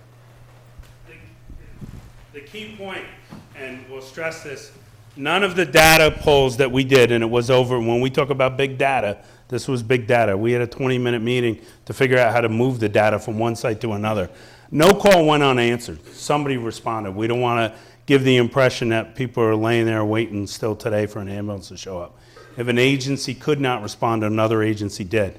But when you have that higher frequency of ITRs, what happens is those secondary or sometimes the third agency are coming from afar. And it's like a domino effect. Once one falls, it continues. And you may have heard this phrase, no units available, and that's what the 911 center says. And when that occurs, that's because the first domino fell, and it would continue to fall that way. So that's what happens. When that first one falls and there's no backup plan in place, it creates this void, and it impacts, and you have, like Fairview, going to almost Rhinebeck to cover a call. That's when that occurs. Thanks, Chris. So I said, EMS leaders, and fire leaders, you have to explain your operation. If you look at Fairview, I have a career staff. I have 6 guys on Monday through Friday, 7 to 5, and I have 4 guys on the rest of the time. I also have volunteer staff. I utilize what's called a dynamic staffing model. So 7% of the time, my ambulance didn't respond. So how do I explain that? Especially, everybody knows about the tax problems in Fairview, right? It's no secret, or you're just hearing about it. So 7% of the time. Well, Fairview utilizes what's called a dynamic staffing model. 1 minute my guys could be on the engine, next minute the guys could be on the ladder, the minute after that they could be on one of the ambulances. We do a dynamic staffing model. So now I could ask my taxpayers to pay some more and we could staff everything all together. They don't want to do that. I understand why. 55% of the assessed value doesn't pay taxes. But now you understand why 7% of the time the ambulance doesn't get off the floor. Now, with that being said, do I have contingencies built in? Absolutely. Sure. And a lot of times, if they're routed on the engine and the ladder truck, we free up one of the fire apparatus to send to that call. So if somebody's getting service quickly. Dutchess County EMS calls per year. 2011, 27,000. And as we see, we're creeping up. 2013, we're at 28. 2015, we break 30. 2016, we're almost at 32. They're growing. My call volume is up 10% this year. Just this year. Last year I was up 6. So, and we're seeing that all over the county. And that information, because it's a different data set and a different computer system, does not include the 7,500 EMS calls a year in the city of Poughkeepsie. Correct. Last year. So those numbers will, that real number is about 40,000. Yep. And it's going to grow, and it's going to continue growing. So that's our presentation of the report. We can talk about, when it gets to the question and answer period, what we recommend in the next steps. And if there's specific questions, and again, I think this is the first step that we look to try to develop a cohesive solution. But we can talk about during the question and answer period, what recommendations we could make for here. So, Okay. okay? So at this time now, we'll have East Clinton Commissioner Steve Forschler, who's the chairman, give us the status of what's happening there. Good evening. A lot of what I was going to talk about, Dana and Kathy already hit upon, but I'll probably go over it again. We do want to talk about some of the caveats and the statistics for East Clinton, as well as what's going on in East Clinton. I also want to give a perspective of what it is to be a volunteer EMT, and I also want to deal with. I mean, I'm a factory manager. I deal with numbers all day. Okay. Deal with what I think are some of the root causes relative to why we're in the situation we're in. Are there challenges? Absolutely. Are there issues? Absolutely. I'm not going to refute any of the data that's put forth. There are issues, right? The system is challenged. Okay. Perspective. I guess one of my first perspectives is I'm not an ambulance driver. What does that mean? Why do I take offense to that? Because I hear a lot of times, we've heard in workshops, people refer to the people who respond to the calls as ambulance drivers, okay? Has a negative connotation for me. I've been an EMT in this town for 27 years, okay? In that time, I've probably responded to about 2,000 calls, rough estimate. We are emergency medical technicians. What does it mean to be an emergency medical technician? It means you're going to take a 220-hour course at a community college or with NDP or with whomever. If you pass the course, you are going to take, and in the course you learn anatomy, physiology, 220 hours. That's 3+ college courses in emergency medicine. Okay, it's not insignificant. In that course, you're going to learn anatomy, physiology. You're going to learn practical skills, administration of certain medicines, glucose, Narcan, epinephrine. You're going to learn practical skills like splinting, defibrillation. Okay, it's an involved course. Every 3 years, you need to recertify. There's 2 methods to recertifying. You can take continuing medical education, okay? You need to accumulate, I think it's 72 hours in a 3-year period. There's core courses that you have to take. There are elective courses that you may take. It has to add up to 72 hours in 3 years, or you can challenge. I usually go the challenge route. 27 years, that means I've taken the challenge test 9 times, or 8 times, because I've taken the practical skills test challenge 8 times, and I've taken the state exam actually 9 times because I had to pass it the first time. But once you pass that EMT course, you take a skills exam, and if you pass the skills exam, you can take the state written exam. We just got several new EMTs, and I've heard a couple of them exclaim, "I am never doing that again. Where are the CMEs? I don't want to do this. It was too challenging. I'm not going to do that again." Again, perspective. In my 27 years as an EMT, there are very few times that I've elected not to respond. But I haven't been faced with a lot of challenges that a lot of my fellow members have been faced with, all right? Life happens. People don't have bosses that are as forgiving as my bosses have been. I have showed up to work late countless times. Some people can't do that. Some people have family gatherings. Some people have childcare issues. People can't always drop what they're doing and leave to attend to your needs. You're not going to leave your 6-year-old alone, okay? You're not going to bring your 6-year-old in a car to a motor vehicle accident, okay? I mean, personally, I've been called out of bed. I've been called out of the shower. I've been called out of church. My kids more than once have opened Christmas presents in the afternoon, okay, because Dad wasn't home in the morning, all right? And that's just some of what we go through. Once I even missed my own birthday gathering. They did save me a piece of cake, okay? We see friends and neighbors in their worst time of need. I have seen in my time elderly parents pass away, and the children who were their caretakers grow old and pass away as well. Okay? We've been doing it a long time. How does a volunteer squad function? I live right around the corner, Maple Lane. Firehouse is in Clinton Corners, way south of here, okay? General rule of thumb for me, I don't go past the patient's house to get the ambulance, okay? I don't go past the ambulance to go to the patient's house, okay? A lot of the time, I respond directly to the scene. I do the best I can until help arrives, okay? A lot of people don't understand this, okay? I've had countless times where people are like, peering over my shoulder, "But you're here, where's the ambulance," right? Well, it's me until somebody else gets on the scene. I've had people show up at the door with a suitcase, like, "Okay, ready to go." That's not really the service that we're providing. We see terrible things. I have been on scenes where I know that what I was going to do would not make a difference in patient outcome, okay? And I did what I was trained to do only because I had to be able to look myself in the mirror the next morning. I have been to scenes where we have, after the scene, had to back the ambulance onto a hill and hose the patient compartment out to get rid of body fluids.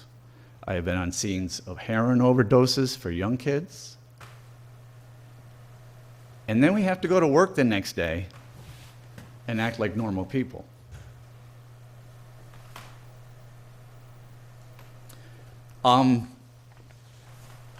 Average time, if we transport, 2 to 2.5 hour commitment.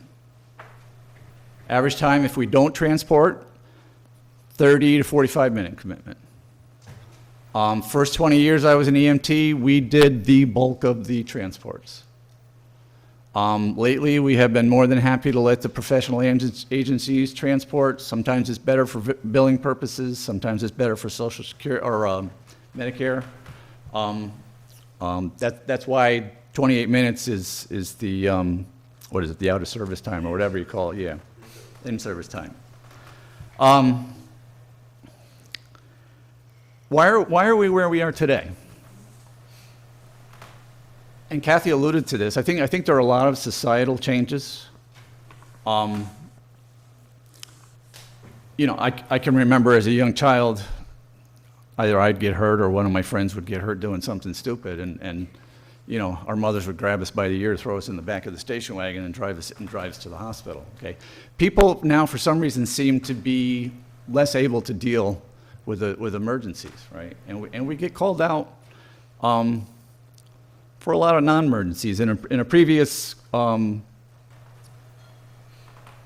thing I attended, you stated a statistic that 90% of the calls that EMS people respond to, time of response does not affect patient outcome, okay?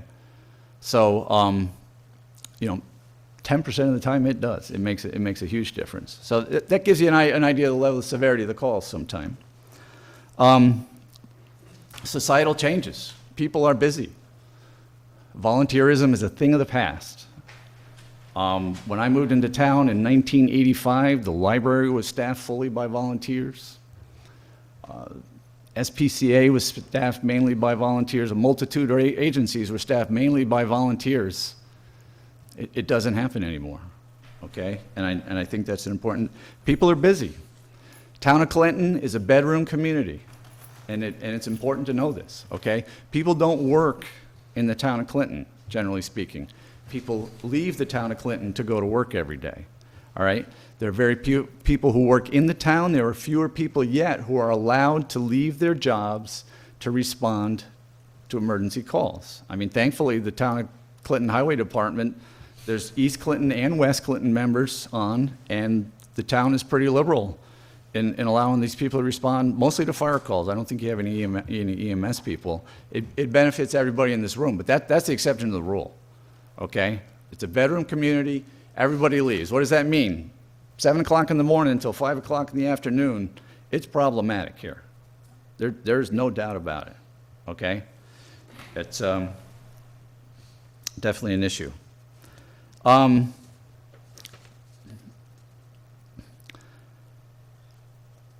few statistics to add to the statistics that were presented.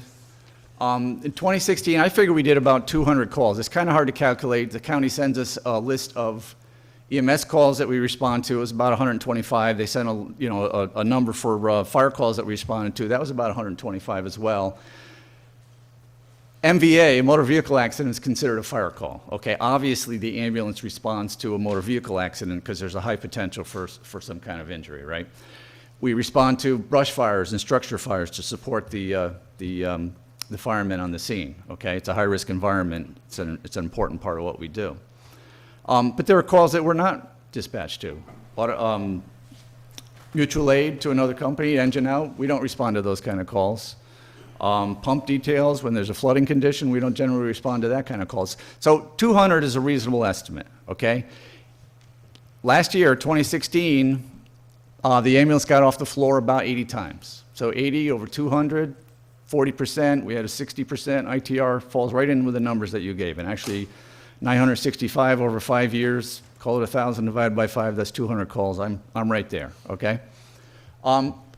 What do the statistics not show? You know, we are dispatched to automatic fire alarms, okay? Lots of times, Tim, you get on the scene, you say, there's nothing here, and you terminate the alarm. The ambulance didn't get off the floor, okay, but it's booked as an ITR. You already alluded to the public assist situation.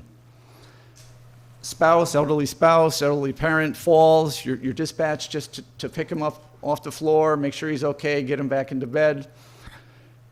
As an officer on the scene, I call and I cancel the advanced life support unit. I call and I cancel our ambulance. It counts as an inability to respond, okay, but we have a satisfied customer. All right, something that bears talking about.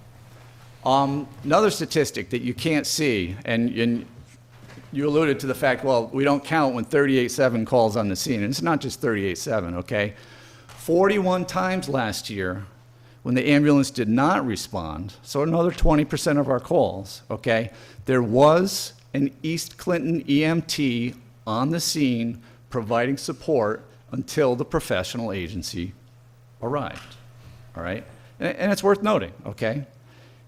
You know, I wished, honestly, that you were able to break down, like, priority one, what the ITR is, priority two, what the ITR is, and so on, but we don't really know. Finish your point, and then we can talk about how we can possibly. Yeah, you know, it would be just information worth having, okay? Actually, I think the most telling statistic of all is that we had 287 EMT responses last year, 2016. And I'm calling it an EMT response when an EMT shows to a call. So if 3 EMTs show to a call, that's 3 EMT responses, okay? 287 EMT responses in 2016. 231 of those were handled by 3 EMTs, okay? So what's the issue? Societal changes for sure, okay? The issue is a lack of volunteers.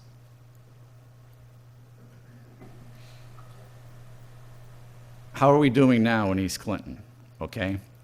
I'm thankful to say that we have 5 new EMTs, just got their certifications this year. The more experienced of us are working very hard to get these people into the mix, okay, to get them involved in patient care, all right? It's going to be better for everybody. The fire department is making a concerted effort to be available to drive the ambulance. EMTs are spread all throughout the town, okay? If we hear an ambulance call out as driver alone, we'll call dispatch, we'll say, hey, there's an EMT on the scene. Feel free, send the ambulance up with just a driver, okay? We're doing better. I think things are looking up. My opinion.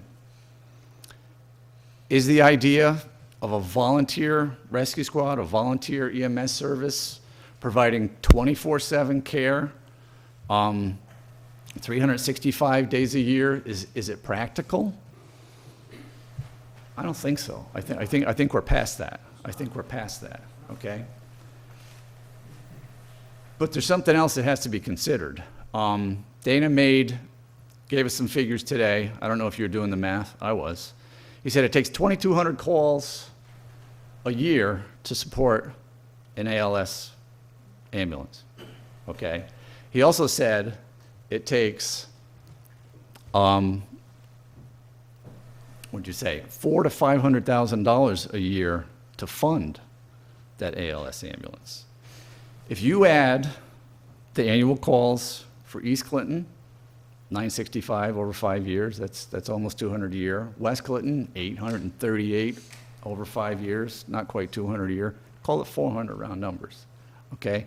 400 over 2,200 isn't even 20%, okay? The smaller the population density, the lower the call level, the more expensive it is to subsidize an ambulance to sit in this town, okay? So by my rough math, okay, if we as a town collaborated and said this is the solution, okay, we would have to subsidize 80% of $500,000 to make it work. It's a very expensive proposition. Bottom line, we need to collaborate. You know, we need to work together, not just East and West, okay? Community members, county, everybody, if we're going to further solutions here, okay?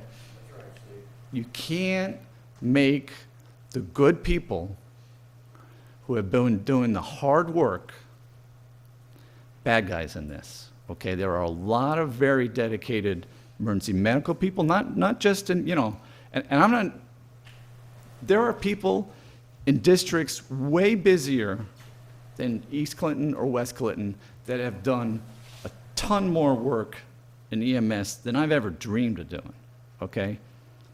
I am not unique. There are people that far surpass the time that I put in, okay? But you can't turn the good people in the rescue squads and the fire departments who put in a ton of time, who are very skilled, who are very dedicated. You can't turn those people into the bad guys.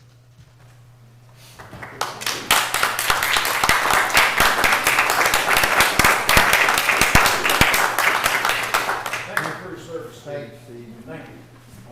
Todd Martin from West Clinton, Fire President Commissioner. Give, what's happening there? Steve's going to be a hard act to follow. I'm Todd Martin. I'm chairman of the board of the West Clinton Fire District. Roughly almost 20 years in. I got 18 and a half years in with the Town of Clinton Highway Department here. A year and a half ago, the Board of Fire Commissioners seen this coming down where our EMS was dwindling. We had to come up with a solution. We weren't getting out. We weren't providing the level of service and care to our taxpayers of what the Board of Fire Commissioners thought they should be. We looked into contracting out to different ambulance services and contracts like these guys were talking about. Ballpark figures was around $300,000. We couldn't support it with our budget. So our next best option that we thought would be feasible in our budget to do is to hire EMTs, roughly almost 24/7 coverage. And we're trying to fund this a little less than $125,000. It's just one EMT at the firehouse. Like Steve was talking, I work for the highway department. We have people from East Clinton, West Clinton in the highway department. So with an EMT there, we can either meet them at the firehouse or meet them at the call, and provide the level of service that we thought we could provide for our taxpayers at the time of what we were doing that would best suit everybody around. We don't have a problem with working with East Clinton. We're willing to work with East Clinton. I've known Steve. We can collaborate and try to work together with the county and East Clinton. We don't have a problem with that. We're a young board of fire commissioners right now. We're trying our best to do what we're doing, to help everybody in the town of Clinton. That's basically it. I mean, I don't have a big, long speech to say or anything. If you guys have questions or answers, we'll answer them later on, but that's West Clinton's story right there. Okay. All right? Thank you.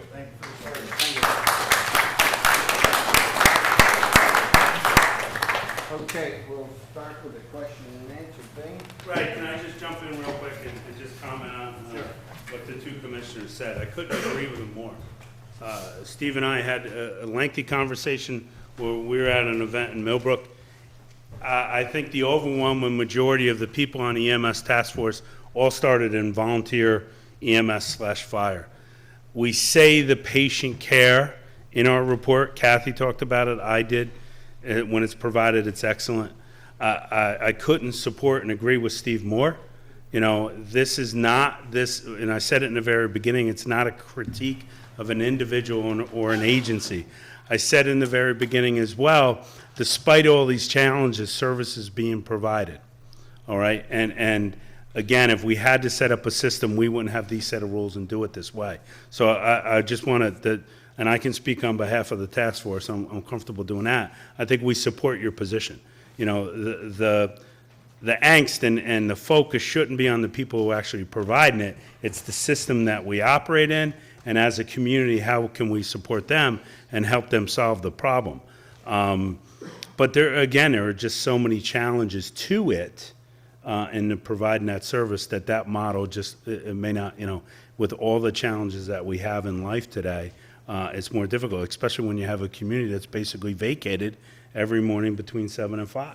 That makes it much more difficult. But what you're talking about is exactly, the next steps for you is exactly what the task force wants to do and to work with you with that. So I just wanted to emphasize their points. I think they're both valid and need to be supported from that perspective. As far as individual data, one of the challenges that we had, Steve, and we talked about this in Millbrook, we can't document that first responder. There's no way, and Chris talked about it, our 911 CAD is not an operational database. I'll be honest with you. I came to the county in 2006, and I wasn't the EMS coordinator, and I wasn't the department head, but one of the questions I asked the then bosses, and you guys know this, we didn't even keep track, after you got to the scene, we didn't keep track of any records. When you were transporting, when you arrived in the hospital, all we wanted to know is when you got on the scene, and when you were back in service. Why? As a 911 center, as the commissioner, all I care about is a request for help was made and somebody arrived. There, it's no longer my responsibility. You know, and that's the way they looked at it then. Since then, we've been, you guys know, over the last several years, we've been tracking that information. It's very different. Then the other thing, the task force made a conscious decision, and correct me if I'm wrong, guys, the expectation when I dial 911 for an ambulance is an ambulance shows up. So that's the resource we were looking for. There's no way for us, when we're looking at 1 million points of data across the county, to pull out the chimney fire call that it went on, that it got canceled on. How we can do that, Steve? We can look at one set of data, 200 calls.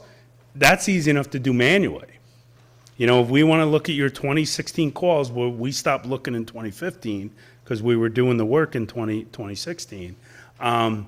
200 calls we can look at, and we'll sit down and you know, using the standards we use, we can look at new numbers. And I think, yeah, and we could break that out. We have the ability to break out EMS priority 1, 2, 3, and 4, and motor vehicle collisions priority 1 and priority 3. And all those are classifications of the urgency based on the information the caller provides. I'll give you an example. A motor vehicle collision priority 1 means that there's a life-threatening injury described to the call taker. A priority 3 means a non-life-threatening injury is described. They bump their head or they have a small cut versus they're entrapped in the car and unconscious. That's the difference. But I think when we're talking, Chris, correct me if I'm wrong, and you did a lot of the data work, we're talking 200 calls. We could probably do that manually and look at those numbers, right? Yeah, the only, I'm sure you can pull out the spreadsheets. It's just Dr. Gavin is currently committed, Yeah, so that would be, I don't know how deep he's into what he's doing. yeah. Yeah, Chris said we could. Dr. Gavin from Marist College, who produced the data sets for us. This is a gentleman with a PhD in statistics, so I trust his ability. Writes books. He's currently on sabbatical writing a book for Marist College, and he'll finish up, I think, over the summer. I'm not 100% sure. But we could work with him. It wouldn't be a solution we come up with in the next month. No. I was trying to fill in some of the gray area. And I agree with you 100%. The data, and I said, did I say this? I said this in the beginning. The data is the starting point. It's not the end point. And it needs to be explained. And that's why Chris talked about what we can't do. One thing I will say, and this is not a commercial, it's a thank you. And you need to understand what a neighbor they are. The resources that Marist College put forth to this project for free were amazing. Amazing. Access to students, senior students at Marist, professors at Marist, their advanced software packages, the advanced computer packages that they have. Dr. Gavin attended every task force meeting, every steering committee task force meeting, and the steering committee was meeting, Kath, once a week. We were, and here's a professor and you know, a division chair at Marist coming to our meetings to help us. He also is one of the leaders in the School of Management. So if you ever think something negative about Marist, know that they put a lot of weight, and people say colleges are a drain on the community, and they did a lot to support this project, and it was one phone call. And Dr. Gavin's been an incredible resource. There are ways to capture data, and I'd be more than happy to help you out with that. We became a data-driven organization a couple years after I took over. One thing that we were lacking at Fairview was the ability to really describe our organization as to how it worked, why it worked the way it did, and the types of calls we were doing. And I'll be more than happy to spend some time with you and show you how we did that, and maybe something you can consider as well. Okay, so now will the 3 speakers from the county and the 2 commissioners hop up on stage, and then we'll take, yeah, right up here. And then we can take questions and answers. And I'll turn on your microphone so the world can hear you. Come on over here. Pick where you want to sit, I don't care. Steve, up here.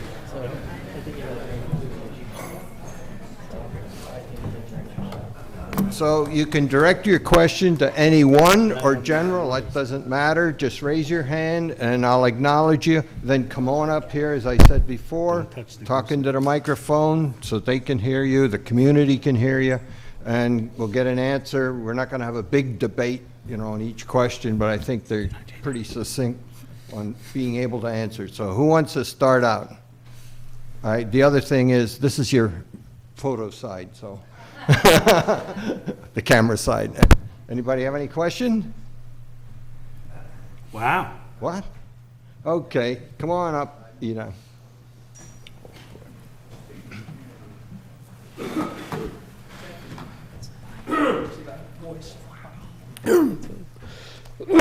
I'm Iden Sims. I live on Pumpkin Lane.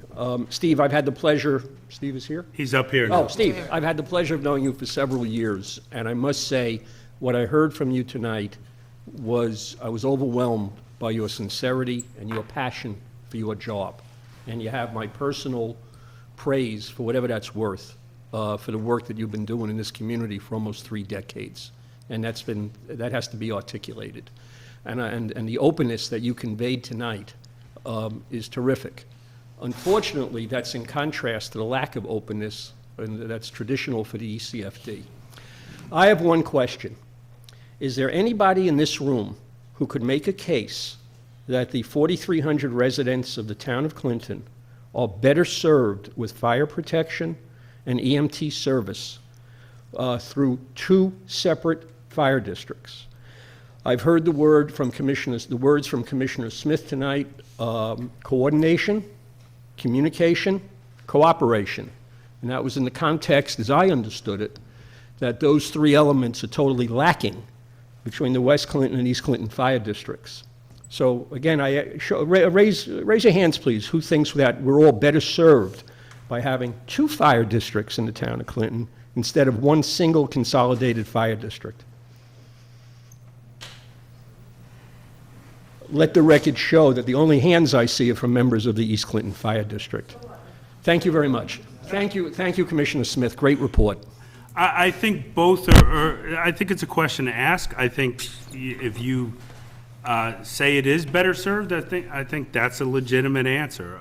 The most important thing of all of this, and I'll be honest with you, and if you're an EMS provider or a firefighter in this room, raise your hand if you disagree with the following statement. Everything that you read in the report and everything that you heard tonight was the first time you ever heard it or thought it. Correct? Are you a member of one of the services? Oh, just the members of the service. So my folks from West Clinton and East Clinton tonight, Chris and Kathy, the gentleman up here, these are conversations that we've been having around the water cooler, around the coffee pot, and occasionally when we're out and choir practice, if you will. All right? There's been, Kathy alluded to it, and they're on their website. There are multiple reports that have been done by Dutchess County government in the past. Most of those were volunteer-driven, driven by the outside agencies. This is not new. These challenges that we're facing, they're becoming more of a highlighted problem or a bigger issue because the challenges are more and the call volume is increasing and our staffing is decreasing. It's becoming more evident. The only major difference here is we have a county executive who said, I want to say this out loud and I want to put it on paper.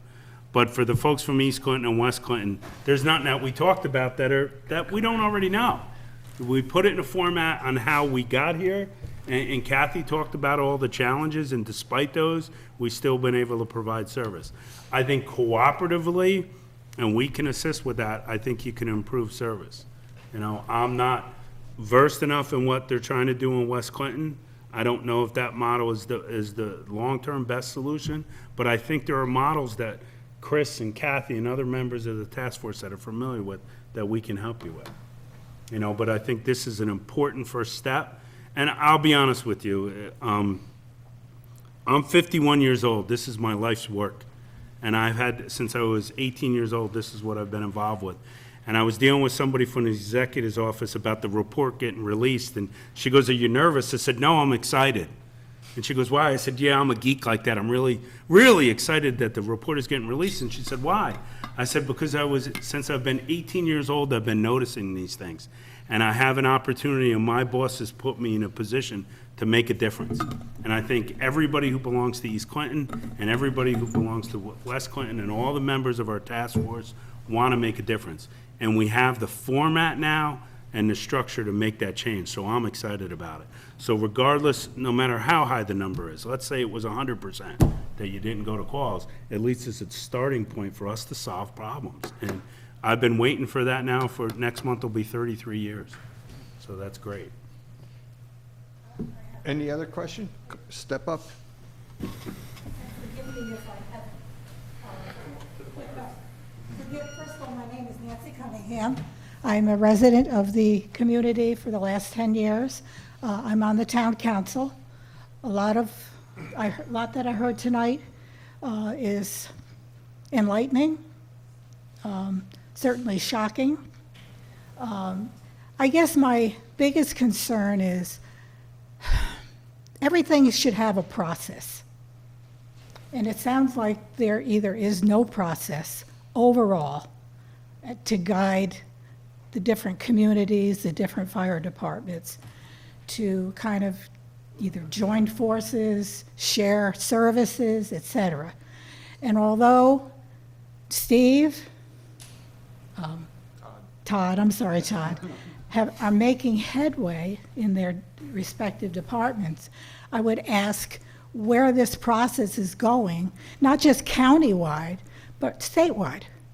I mean, and it's not something that's going to get fixed in the next few months, maybe the next few years.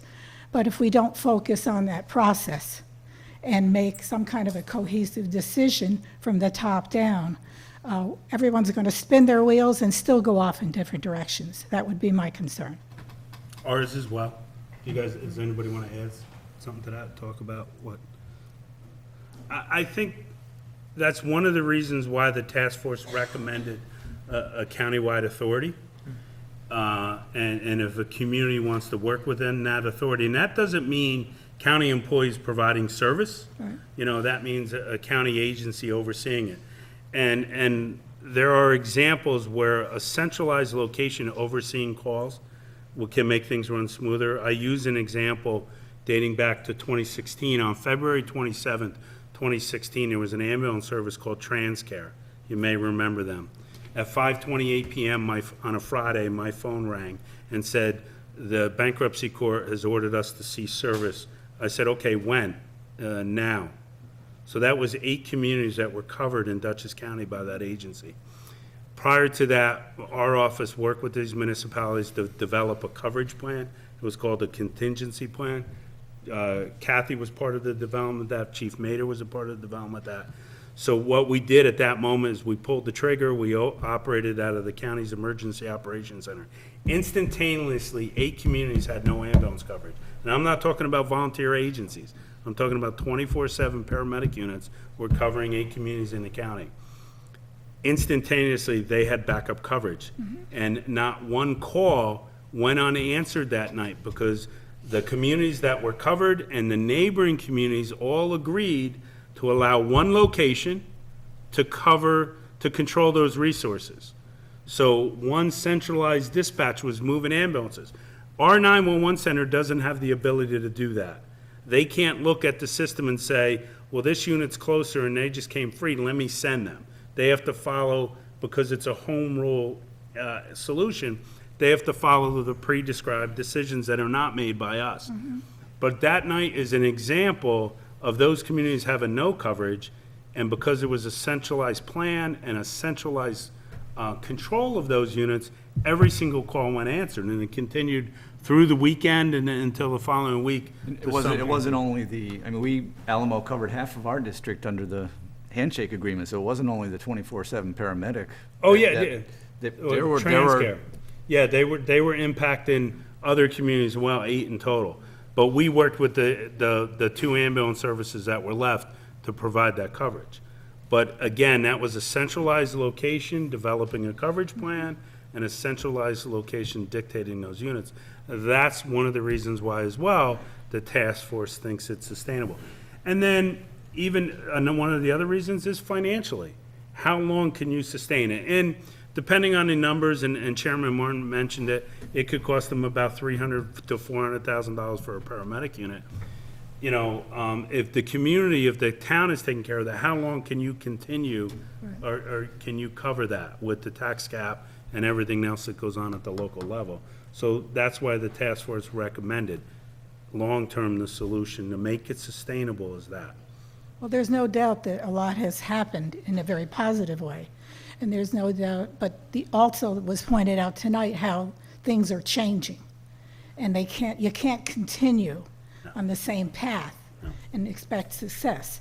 So I would ask that somehow there is a way of combining resources, because together we can do more than individually, and also a way to capture what I will call the real data, because we've talked tonight about a lot of things that are not measured, to really give a report on how effective we are as EMTs in the community.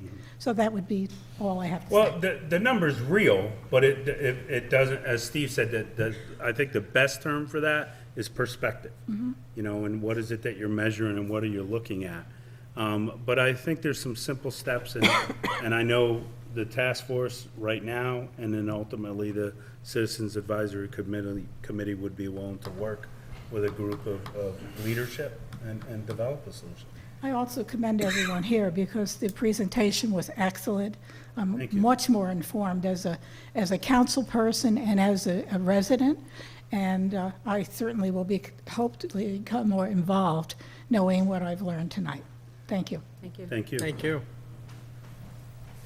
I just want to comment on that real quick before you go in. I looked around the room and they're here. We're blessed with some of the brightest people in this industry working in this county. And the people who volunteered to be on the committee and were selected, there are people that serve on our committee that lecture on this nationally, that write on it nationally, that countries throughout the world have paid to develop EMS systems, and they all volunteer their time. I mean, Chris and Kathy and I are all salaried, so we're theoretically always getting paid. But this is on top of all the other duties they have to do every day. And all 28 people that were part of the group, and including our elected officials, that did a great job with that. And really, really bright people that were involved developing this report. And I want to commend them for that. Okay, Joel, come on up. Now, I think, well, Well, we'll get to, 3 minutes. there, Ellen.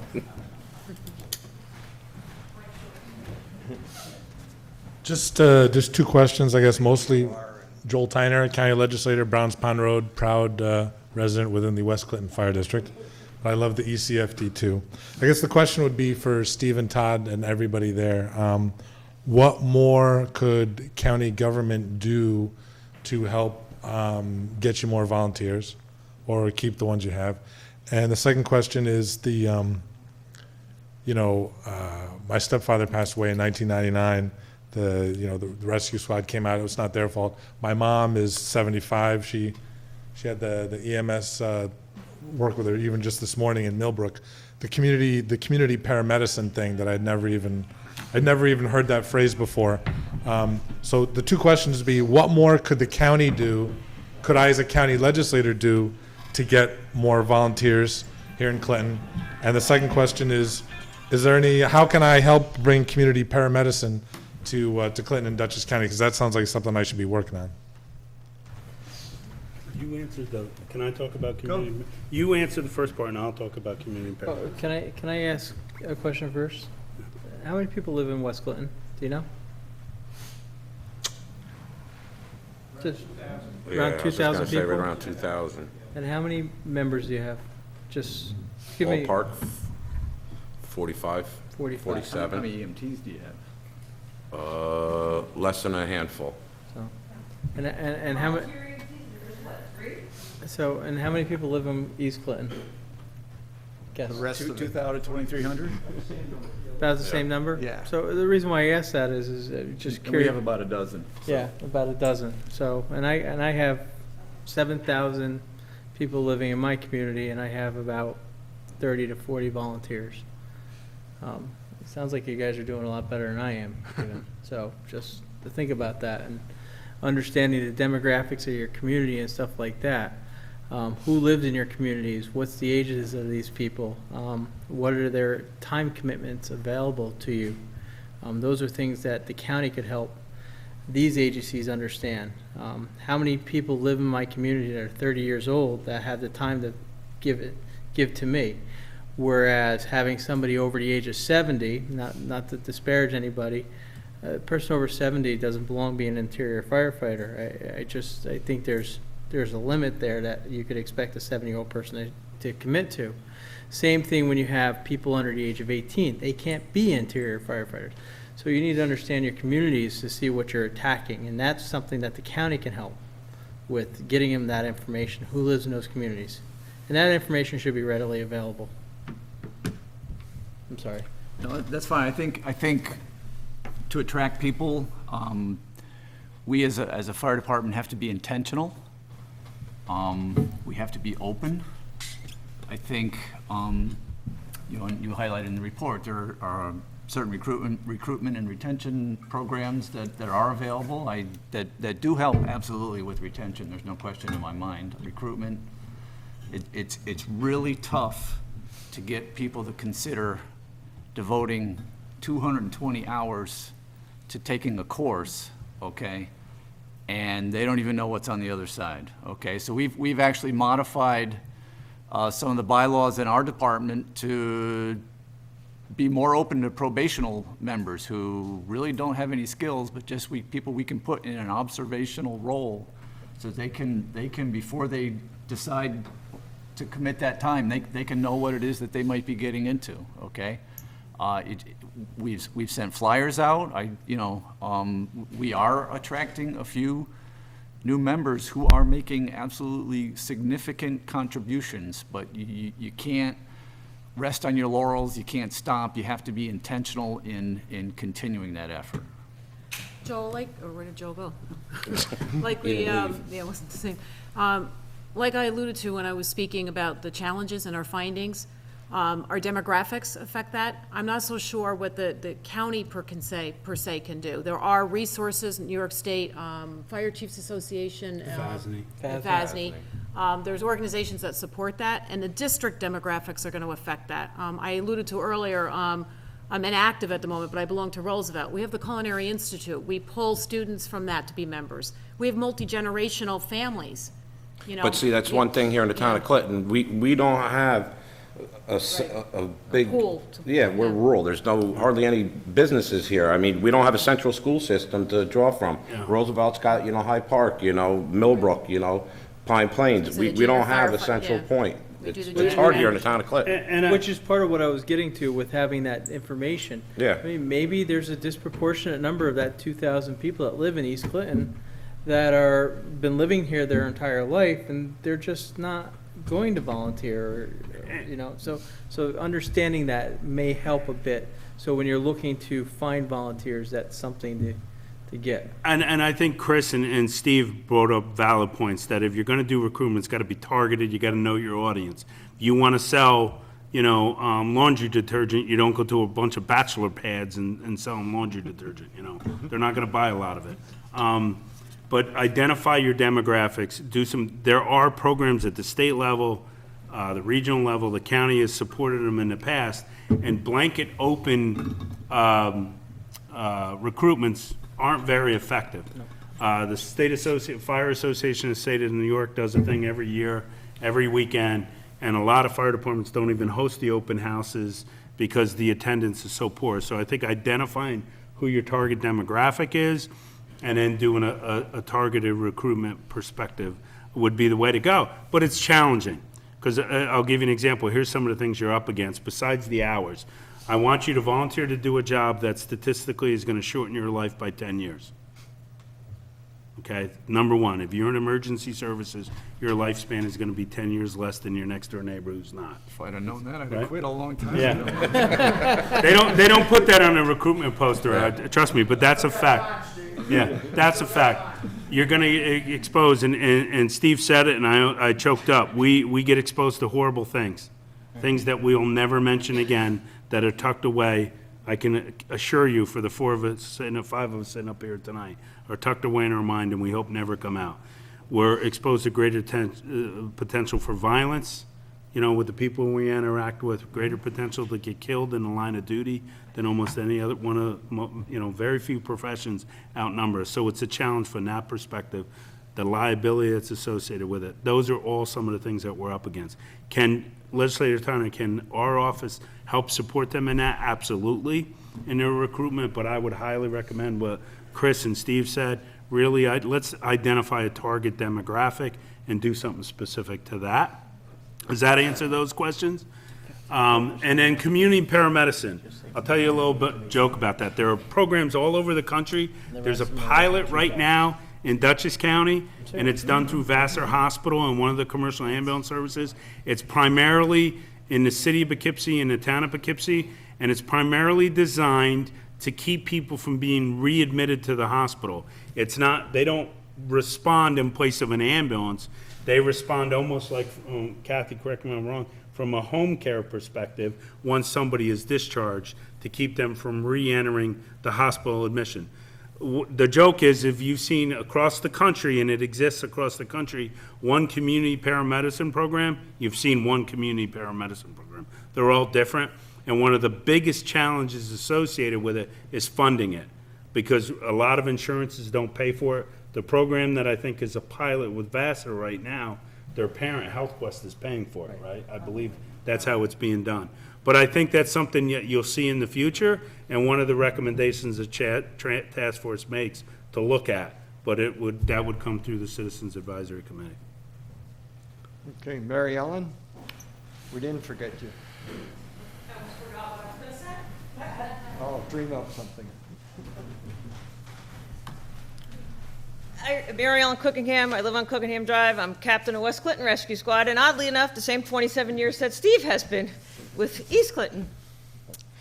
I really don't have a question. I have a plea to the community, okay? We need you, not necessarily as a volunteer, but when you go to a commissioners meeting, you're never there. You're not there to support us. We want your support. Maybe if we have your support, maybe we could do a little more as volunteers. You know, the only time we see you is when there's a crisis, when we're there coming to your house because you have an issue and you need help, or there's something in the paper. Okay? How many here are not volunteers? Look around the room. Most of the people here are volunteers because the volunteers are the ones that are involved. We need the community to get involved. That's what we want. Come to the commissioners meeting. There are only 5 members of the commissioners board. They can't do everything. Maybe they need your help on a project or something. That's my plea to the community, to come and help us, whether it be volunteering your time or just coming and helping us out, supporting us. I heard. Thank you. Anybody else? Any of these half hands that I didn't quite catch? Okay, I'd like to thank the board, the people up there on the table for their presentation and coming out. And then just stay a few moments here. Supervisor, if you will, though, can you let us know, you know, what thoughts you guys have, not tonight, but going forward, and if you want to work with the task force, you know, and if you get a commitment and for a small group of people to sit down and we'll do some education and we'll look at some of the different options, you know, please let us know. We really like to, it can't end here tonight, you know, so we'll commit to support you in that. Thank you. Okay, thank you. So just all relax in a few minutes. The town board, please come on up again. And then we'll go and finish our 5-minute thing, and then you're off to do whatever you want. Chris, you're ready. You leave an iPad on the stair. Huh? You left an iPad on the stair.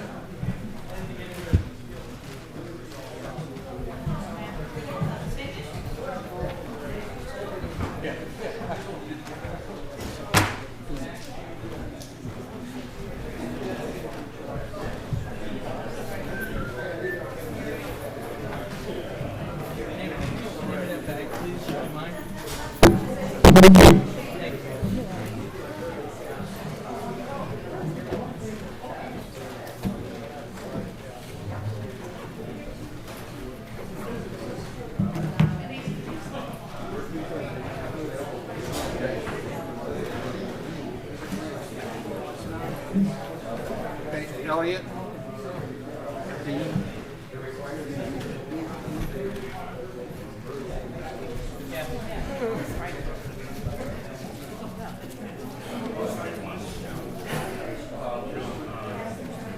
It's about time. I said the same thing. My wife went to school and was on, was on, watching the game together. Have a good night. Okay. Thank you for making this night necessary. Okay. Yogi Berra. You ready? Could you just be a little quiet in the audience so we can finish our 5-minute thing? Okay, so this is to approve a fuel system intermunicipal agreement. And we did it before, and there were some changes made on the distribution of cost allocations. Could you run through those again quickly, Ray? Yeah, it's, So we are, let me find it. Okay, I found it here. It's under the, hey, could we hold it down a little bit out there? I can't whistle. Just say, take it outside. Yeah, take it outside if you're gonna chatter. Hey, go outside if you're gonna chatter. This is, I just have a few minutes. it's not this thing, is it? No. Yeah. This one, right here. It's just the same thing? Oh, That's the installation. I picked up the, oh, it's that, okay. It's this one. I picked up the wrong one, okay. Yeah. Yeah. What happened was, he wanted a reiteration of what it was. Yeah. Originally, it was, we have 4 entities involved or organizations in this. Sheriff, Town of Clinton, West Clinton, and East Clinton fire districts. Originally, it was 25% for each one of them as a share of the maintenance costs or whatever happens in the future. So, the question was that it came up that it preferred it to be based on usage of fuel, that's diesel and gasoline. So I'll read the sentence that's in here, just so you can see it exactly. Any service and/or maintenance costs for 2017 and 2018 are based on estimated current fuel usage to be split Sheriff 56, Clinton 32, West Clinton 8, and East Clinton 4. Those are all percentages. But they're There not is- percentages, right? Yeah, they're all percentages. There is a 1-year warranty, so there is little expense anticipated in 2019. In 2019 and thereafter, the cost split will be calculated based on the prior year's usage by each organization. So, So this is for 2 years? well, no, it's Or 1 for all year. the time. No, It's no, for the- 2 years. The breakdown you gave us. Yeah, it's only for 2 years because I have no real data to work from. Right. And we're only gonna have a piece of this year when we look at it for next year, so my best guess, may be off a little bit, but that's what it'll be. So that's the change that was in there, so I make a motion to approve the following resolution. I gotta write the date down. For 18/17. Make a motion to approve the following resolution. Be it resolved that the town board approve the revised intermunicipal agreement for the sharing of electronic fuel dispensing system between the town of Clinton, East Clinton Fire District, West Clinton Fire District, and Dutchess County Sheriff's Department, dated 4/18/17, and authorizes the supervisor to sign the agreement. Is there a second? Second. Any more discussion? Yeah. What? Yeah, I have. Is our highway department ready to take on this billing process? Oh, yeah, we do it already. Well, it's automated, isn't it? Well, it So will isn't the be- computer Supposed going to to be- be This will be capturing It's all supposed to that? be automated. No, this will be automated. Right. It has to have That's a what I computer mean. This system is- Yeah. solely for this. This is Yeah. what Fred's been setting up, this computer Yeah. system Right, yeah, this is so that to do you this thing. press a button and My out it question comes is, for he's each of ready. the organization. All right, yeah. Right now, we do it by hand, it takes a lot of time. And hand calculate Yep. the numbers. So, any further discussion? How does this get, in the future, how does this get brought up again in terms of changing the numbers if the numbers have to change? How does that? It automatically is done just like I said. The math is done here. We do the math. Right, no, I understand that, but there needs to be a mechanism for doing that. Who's I going to? look at the prior results. So you're going to do that? Yeah. Okay, all right. So, all in favor then? Aye. Aye. Motion carried. Okay, motion to adjourn the meeting. Second. Second is Dean. All in favor? Aye. Motion carried. Okay, and it is what time? I'll look at my Mickey Mouse here. 9:24. Thank you. I hope you learned something on, Well, pretty much repeated what was in the report. well, yeah, I know, but people don't read the report. I mean, it's not that exciting. Ooh. So what's the date?